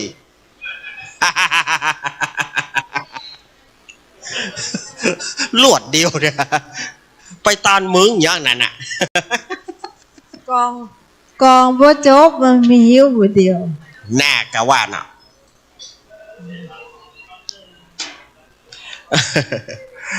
ว่ากันเอาม่วนเนาะสดาญาติโยมเอาปิติขึ้นว่าจะฮืออันอย่างกะว่าจะฮือโยมปีพิสมัยฟ้อนอย่างกำนะปิติขึ้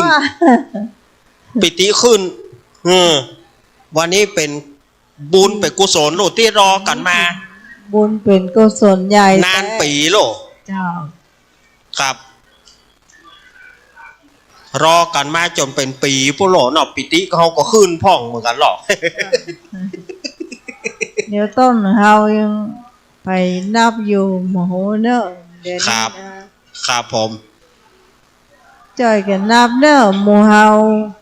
ทำมาให้เครียดเสร็จแล้วกินข้าวกันแล้วก็มานับต้นเนอะเพราะว่าตังป่นโหเสร็จของป่นตังป่นแล้วนะเหลือแต่ของเฮาเนี่ย ครับ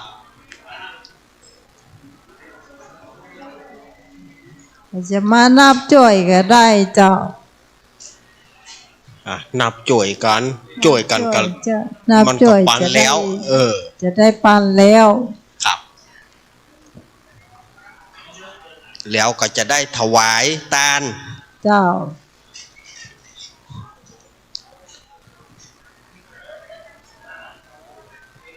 เนื่องโอกาสผ้าป่าผ้าป่าสามัคคีแต้ๆนักศรัทธาญาติโยมวันนี้นี่ยอมรับว่าอาตมาเข้ามาอันว่าโอ้ ตะกี้ เปิดมา ไอ้ก็ตุปีก็ปังอ่ะ ท่านตุปีจำเริญ มีตั้งใดเล่า ท่านอาจารย์จำเริญโชติธรรมโม เจ้า มาตั้งเพศหน่อยก็ได้เจ้า ขอกราบอาราธนานิมนต์ท่านอาจารย์จำเริญโชติธรรมโม เจ้า ได้มาเป็นโคสกะโคศกนี่หำกำนะครับเนาะ มาเปลี่ยนสักกรรม ครับ เจ้า ขอกราบอาราธนานิมนต์มาทางเพศนะครับท่านอาจารย์จำเริญโชติธรรมโมม่อนปินดุกอำเภอฝาง นี่ต้องกราบขอบคุณเนาะใจเกินร้อยเนาะ ครับผม ลูกฝางพวกกันนามานะเขา ครับผม ยังเคยไปสักกรรมจ้ะวันนี้เฮาไทยได้บุญไปพร้อมกันฮะเจ้า เปลี่ยนบรรยากาศ เปลี่ยนบรรยากาศหน่อย เปลี่ยนกันเนาะก็เอาได้กินข้าวน้ำข้าวตอนเรียบร้อยแล้วก็รอสักกรรมเนาะรอสักจำลำเลิกสะดวกเราก็จะได้ตอดผ้าป่าสามัคคี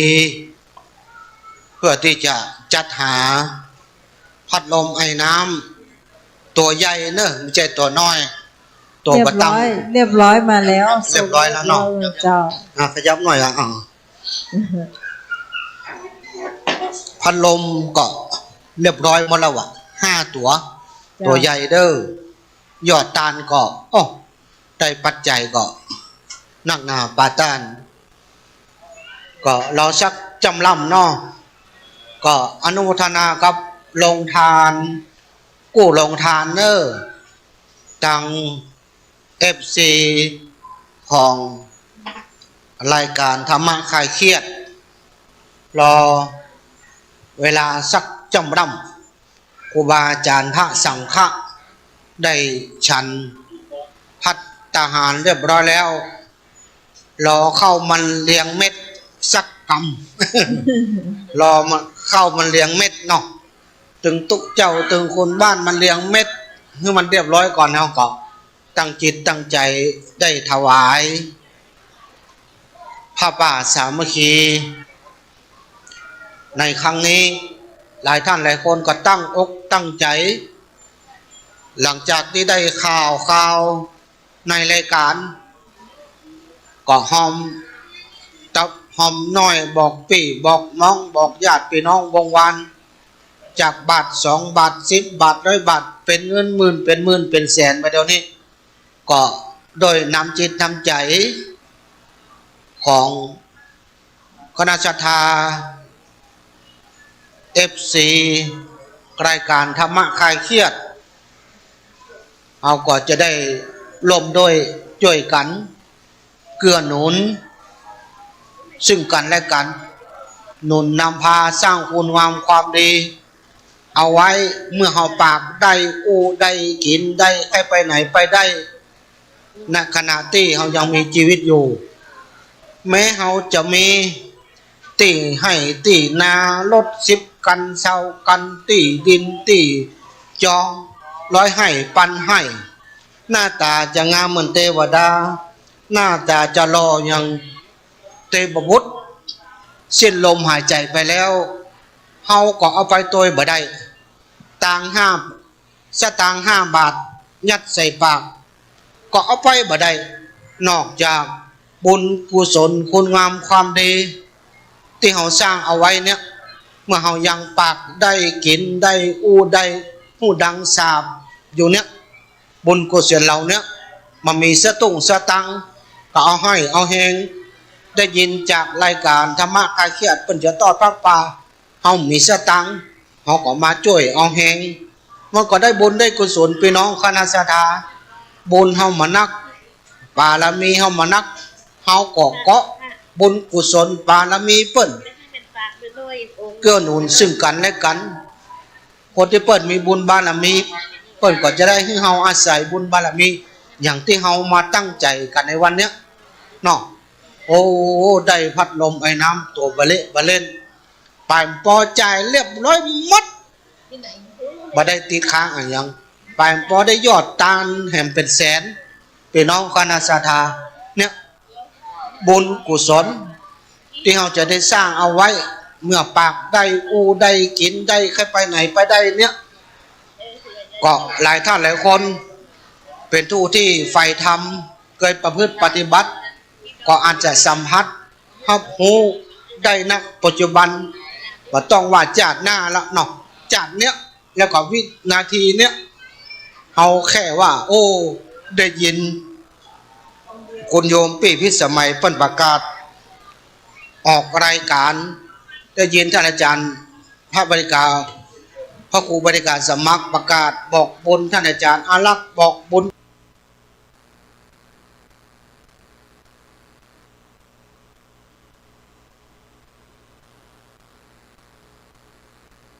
อยากโอ้จะไปโน่นนี่วันที่13อาทิตย์นี่นะคุณคิงมันลุกเงียบอย่างอี้ถือว่านะบุญกุศลบังเกิดขนาดไม่ได้จกสตังนะเกิดพอเตอะ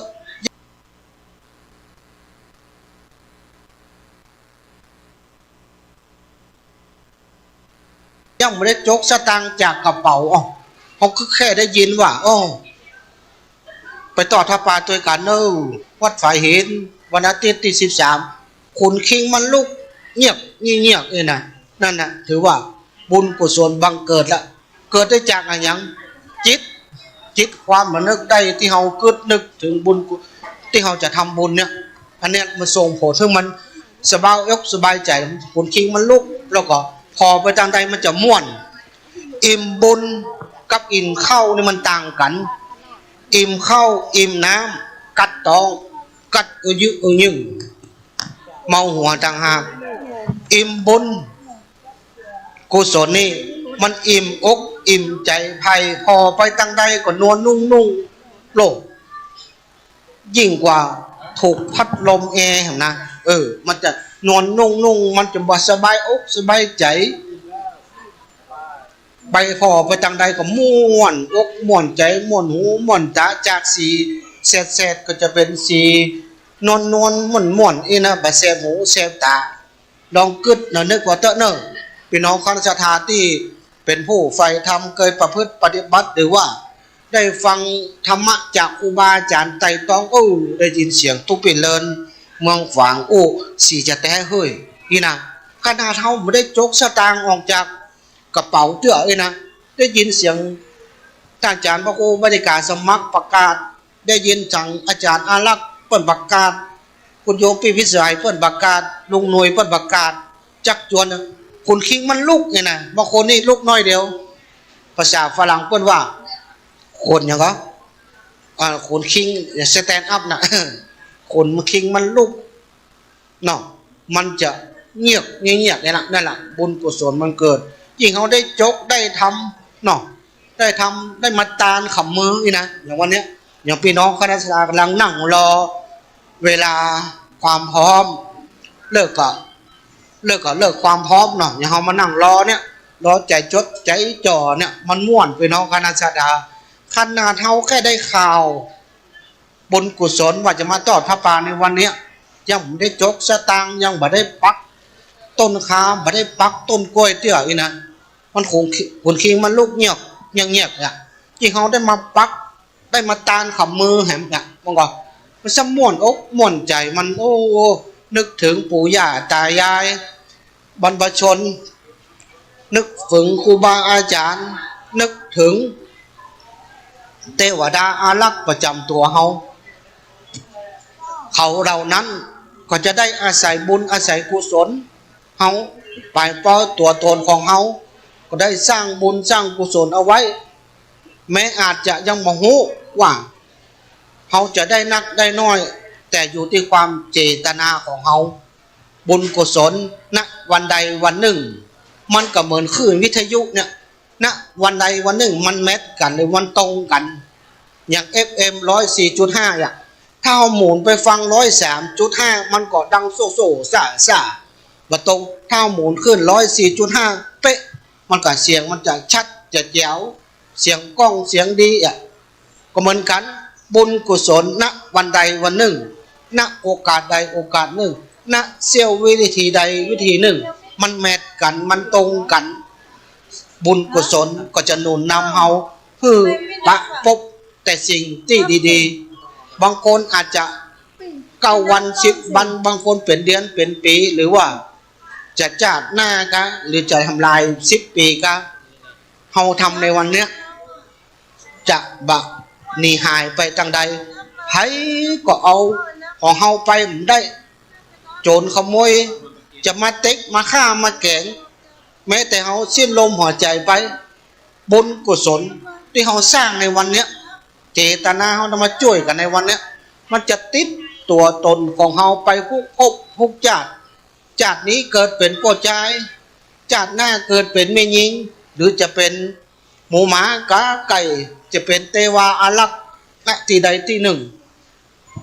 บุญกุศลที่เฮาได้มาช่วยกันวันเนี้ยช่วยกันนับต้นกล้วยช่วยกันนับต้นวะช่วยกันนับเจ้านับเลยจะได้หูยอดเจ้าบของเฮาเดียวก็ใส่ขันแห่ตัวก็ได้นับก่อน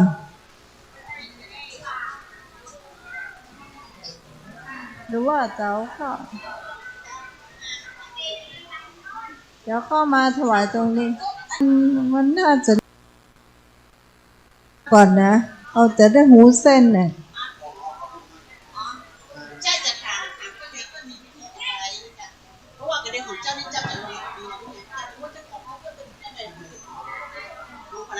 คือกวางเป็นหูเส้นก่อนแล้วไหมของเฮาหูอ่ะ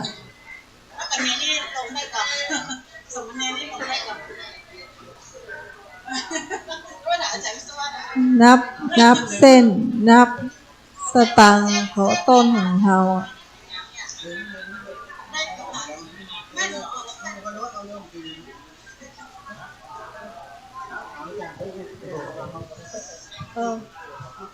พี่พร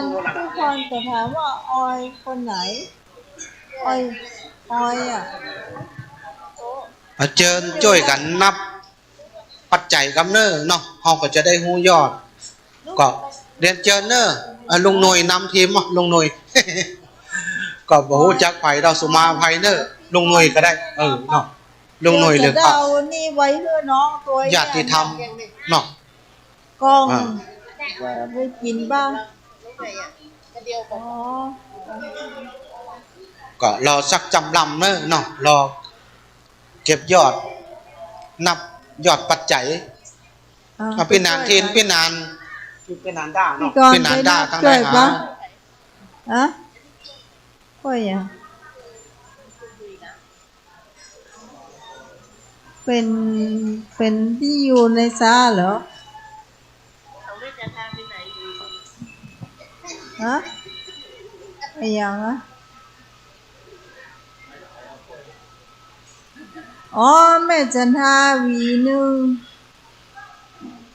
ที่ไหนอ่ะของแม่จันทาที่ไหนแม่จันทาอยู่ไหนล่ะอ๋อของแม่แม่ปลาแม่น้องปลาเธอจ้ะแม่น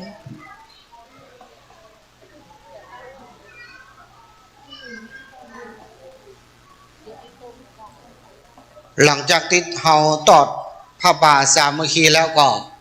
จะมีกิจกรรมวันเด็กเนอะที่วัดฝ่ายหินเฮาได้จัดกูบีตั้งไปในก็นำโดยหลวงพ่อพระโค จ้า สมุวิศวัตวรกิจโจตั้งไปนอกก็ตั้ง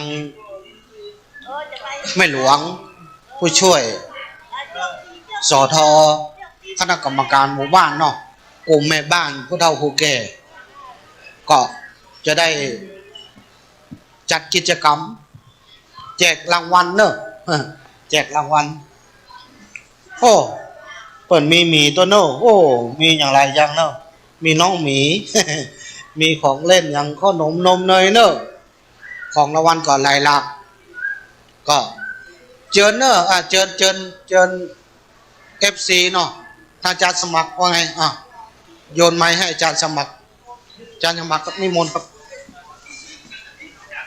ไปแล้วเนอะครับมาแล้วมีงานก่อนมาอีกนะไหนพี่พรน่ะ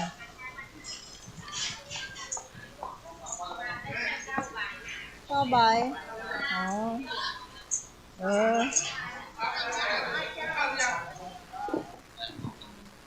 ครับ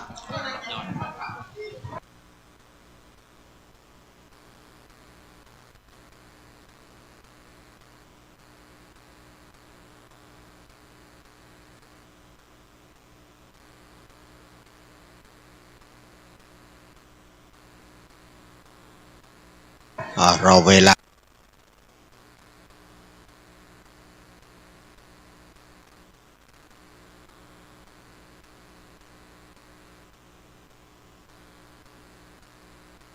กำเดียวเนอ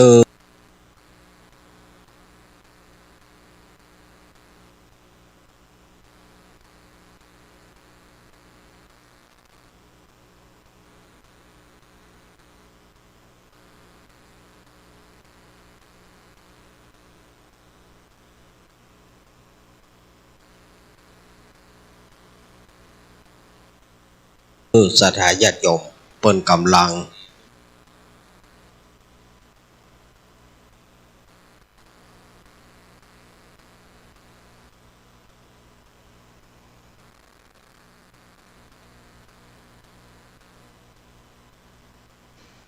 นับ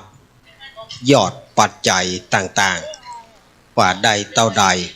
แล้วก็สถาญาติ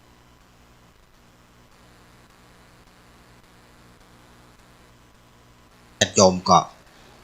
เดียวเขาถึงเวลาเขาก็จะได้ทอดถวายเนาะ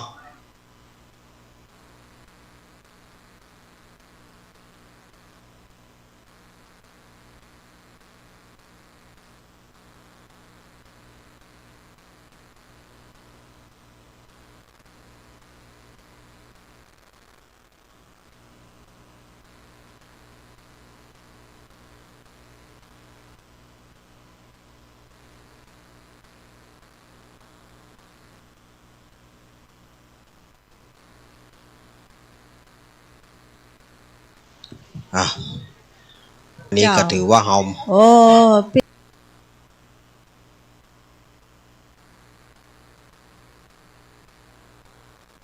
ี่นันนะแกบอกว่ามาแค่9 ใบหมดแล้วเนาะเขามาได้ทำบุญ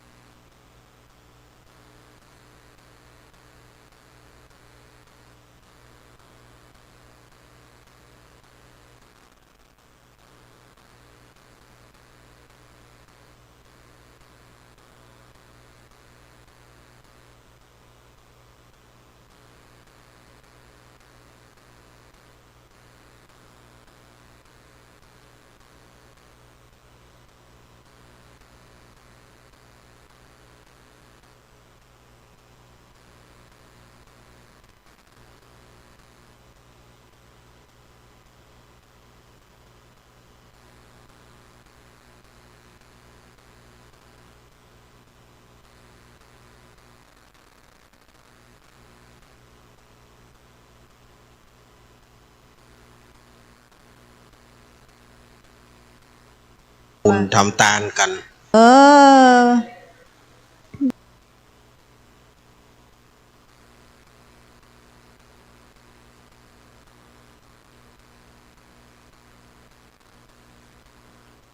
พรเปิ่นแค่ได้สักใบเปิ่นนะเอาโอยล่ะอยู่ละปูน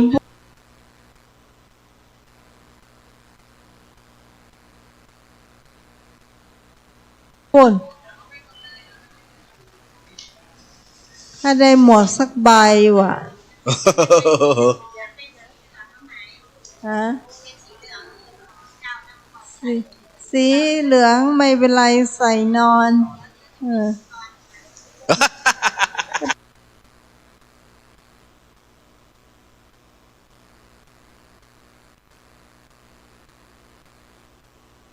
เป็นตุพรเขาก็ตุพรนี่เนาะแม่กรเนาะ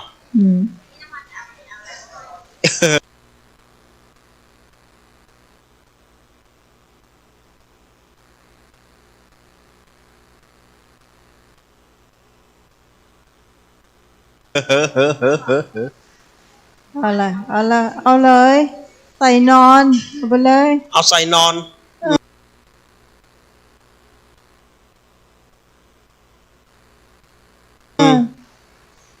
เอาเลย เดี๋ยวอีแอดสุดช่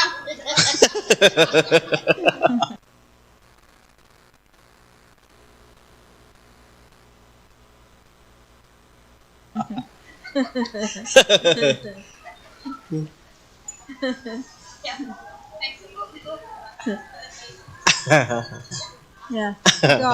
go.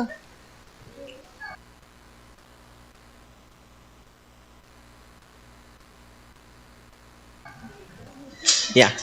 หยอกเย้ากับเซ้าแย่กันไปพ่องสลายญาติโยมเพื่อการไข้หัวพ่อง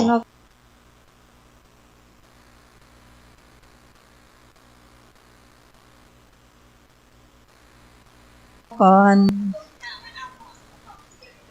เปิ่น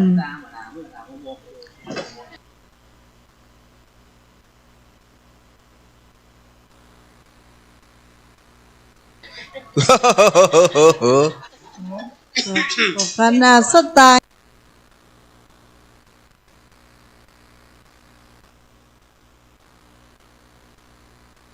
ยังมาคับหอมครับ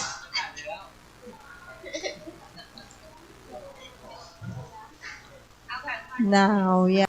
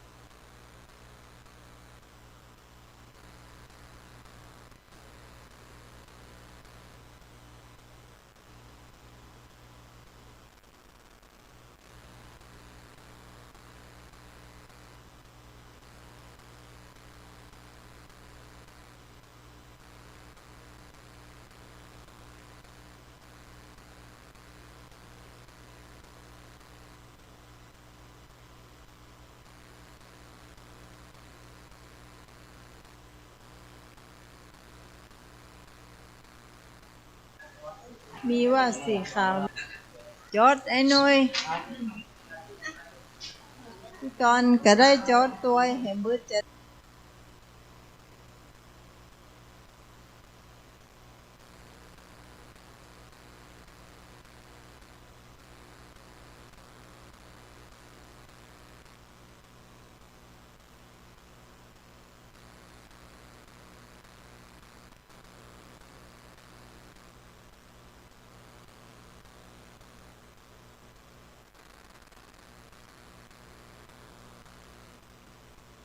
ได้ออกอากาศ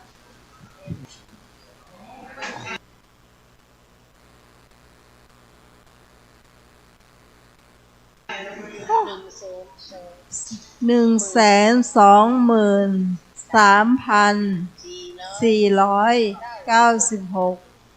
โอ้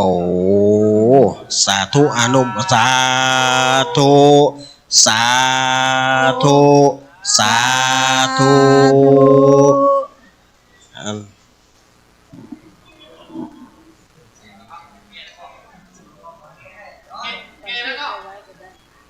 เอาเลยเอาเลย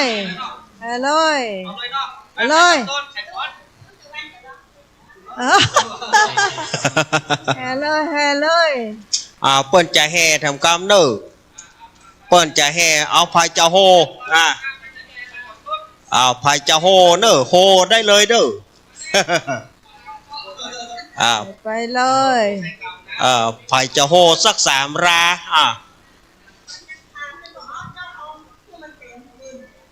โอ้สาธุเดี๋ยวหอมแหมตัดอะไรก็สาธุเอาแล้ว123,500เอาแล้วยังก็เดี๋ยวน้อยแม่ใหม่มันได้ยิน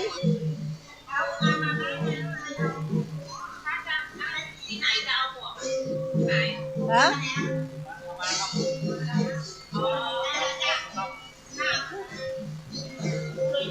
เอาแล้วแห่กันแล้วเนอะแห่ผ้าป่าประเด็นนี้เพิ่มมาแหม100เนาะตะกี้เพิ่มมา101เป็น123,546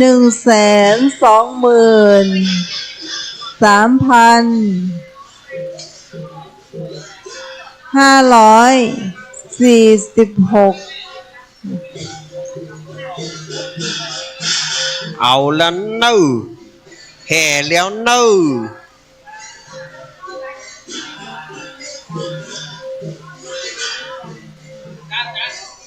นำไปด้วยไหมเฮเนี่ยมีแต่นำไม่มีใครนำนะไม่เป็นลูกอ่ะ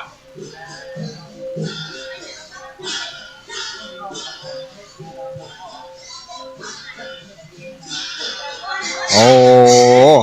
เอาละเอาแล้วเนา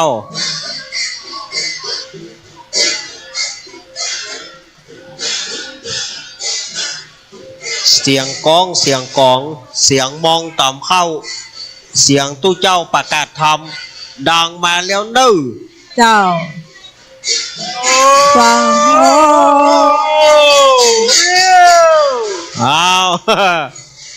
เอาละต้นเสียงเอา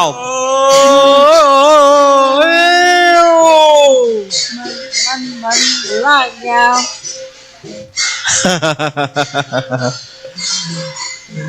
เอาเด้อปิติปิติขึ้นกับฟ้อนเลยนะให้ฟ้อนจ้างฟ้อนเลยฟ้อนจ้างลำเลย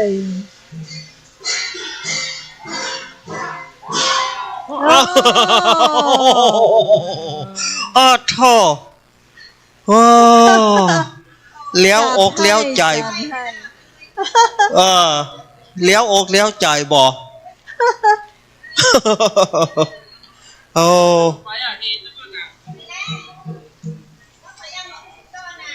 มาจะขอไม่ตัวเดี๋ยวผมไปมาลุงหนุ่ยมาสักครั้งลุงหนุ่ยมันน้ำปิดมาไข่เจียวได้มาเลยของเขาเนี่ยทำอะไรเทียดขายมามาเลยก่อนมาเลยมาศรัทธาญาติโยมตั้งหลายเนาะไอชาวบ้านเขาก็ดีที่เดินได้เนอะพี่เจ้าของต้นกำต้นแล้วก็แห่นำหน้าแห่รอบโบสถ์3 รอบนะครับพี่กวางกำต้นไปกำต้นมากำเนอะฟ้อนรอบโบสถ์3 รอบแล้วก็เขาจะมาเริ่มพิธีถวายกันแล้วนะครับขอความร่วมมือเนาะชาวบ้านเขาก็ดีอันนี้งานเกษียณธรรมะคลายเครียดนะครับช่วยกันเนอะ เดี๋ยวจะเอากองนำหน้านะมาช่วยกันแห่รอบโบสถ์ออกหน้าเนี่ยออกหน้าวิหารเท่านี้เนาะวนขวารอบโบสถ์เอาโบสถ์เขาฮะ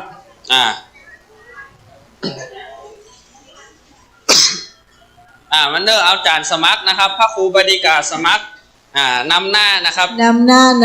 พระครูบดิกาสมัครลุงนุยนะครับพี่กวางเอานั่นเลยก็ได้เอาต้นเลยพี่เอาต้นเลยสีน้ำตะวันตัวต้นเนาะเอาต้นนำหน้าเนาะอาจารย์สมัครนะครับช่วยกันกำต้นนะครับมาเลยช่วยกันกำต้นนะครับน้ำไหมผ้าไตเหรอที่พานท่านเหรอไข่กำลุงนุย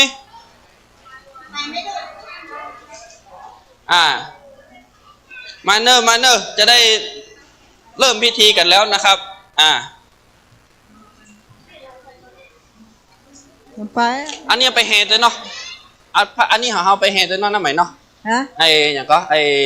สตางค์ที่ต้นของเขาเนี่ยเขาไม่ได้นับแต่เนาะนับแล้วรวมแล้วอ๋อโอเคเอาไปแห่ตัวหอยแบกแม่กอนกำเนอหอยแบก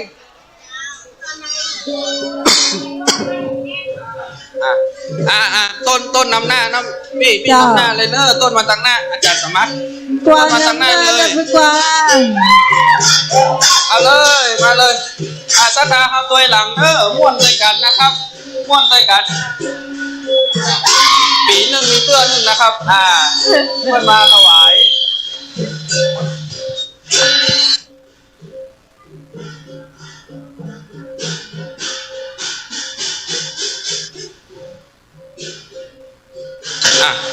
ศรัทธาเขานะครับแห่ด้วยกันแห่พร้อมกันนะครับไปด้วยกันเลยวันนี้ธรรมะคลายเครียดนะครับเปิ้นมาถวายพระป่าที่วัดฝ่ายหินของเขายอดรวมกว่านักนะครับดึงพัดลมไอ้น้ำ5 ตัวนะครับเกษียณรายการเนอเสาร์อาทิตย์จัดมา10 กว่าปีแล้วตอนนี้เกษียณแล้วนะครับของเขาได้เกษียณแล้วตอนนี้แห่รอบโบสถ์เปิ้นเกษียณอายุเฮาก็เกษียณอายุห้องก็เกษียณอายุรายการวิทยุธรรมะคลายเครียดนะครับที่มีผู้ดำเนินเรื่องก็คืออาจารย์สมัครเดี๋ยวนี้เฮากำลังคิดอยู่นะพูดอยู่ว่าเฮาจะไปเบิกคืนล่ะอาจารย์วิศวะได้ครับอันเนอร์เฮาแห่รอบโบสถ์ฮ้อนๆกันมามีไอติมแจกมีโฮงตาลนะครับแห่ม่วนกันโดยนะครับ3 รอบแล้วก็มีโฮงตาลมีอย่างต่อวัดฝ่ายหินนี่ก็มีกิจกรรมต่อเนื่องนะครับช่วงเช้าเฮาถวายพระป่าของธรรมะคลายเครียดนะครับแล้วก็ช่วงบ่ายน้อยแล้วเขาจะจัดวันเด็กนะจัดวันเด็กกิจกรรมวันเด็กจัดทุกปีนะครับเพื่อละอ่อนได้มีส่วนร่วมนะครับสมัคคีในหมู่บ้านนะครับทางหมู่บ้านตัวละอ่อนนะครับผู้ใหญ่นะครับมาร่วมกิจกรรมกันแจกของแจกครัวกันนะครับเล่นเกมนะครับของวันเด็กด้วยหอมเดี๋ยวนี้ส่งกลิ่นหอมอย่างเนี่ยหมูปิ้งเนอร์ไข่เจียวได้ไปเลยนะครับแห่รอบโบสถ์เอาเลิกเอาใช้นะครับเขาจะได้ถวายผ้าป่าให้วัดฝ่ายหินนะครับค่าน้ำค่าไฟค่าบำรุงสถานีวิทยุนะครับเจ้าแล้วก็ถวายพัดลมไอ้น้ำ5 ตัวใหญ่นะครับทำไมจะไกลขนาดนี้เสียงดังมาก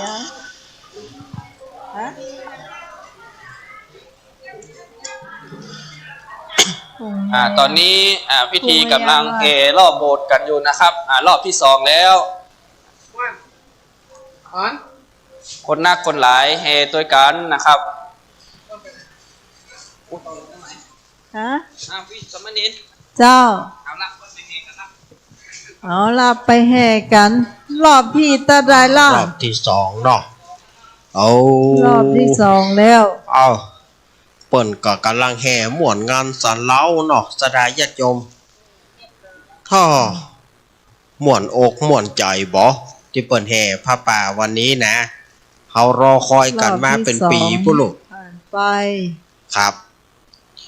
เฮารอคอยกันมาวันนี้ก็เป็นวันที่เฮาสมความตั้งใจละคือ มาแล้ว สมความตั้งใจโยมปี่พิสมัยแล้วก็ทีมงานทุกท่านก็อิ่มเอิบใจวันนี้ได้ทำบุญอาตมาก็ได้รู้ว่าความสมัครสมานสามัคคีกันในวันนี้ก็เป็นที่สามัคคีคนละเล็กคนละน้อยครับมันก็เป็นนักเห็นหน่อยนะโอ้ได้ยินเสียงโห่หัวหน้าโดโอ้เอาแล้ว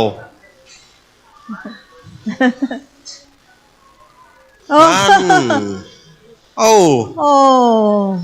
หมวนแต่เอาละปิติขึ้นแล้วปิติขึ้นแล้วโอ้โห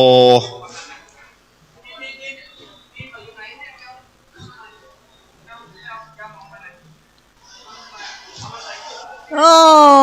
มาแล้วเจ้ามาละปัดเถอะมาละโอ้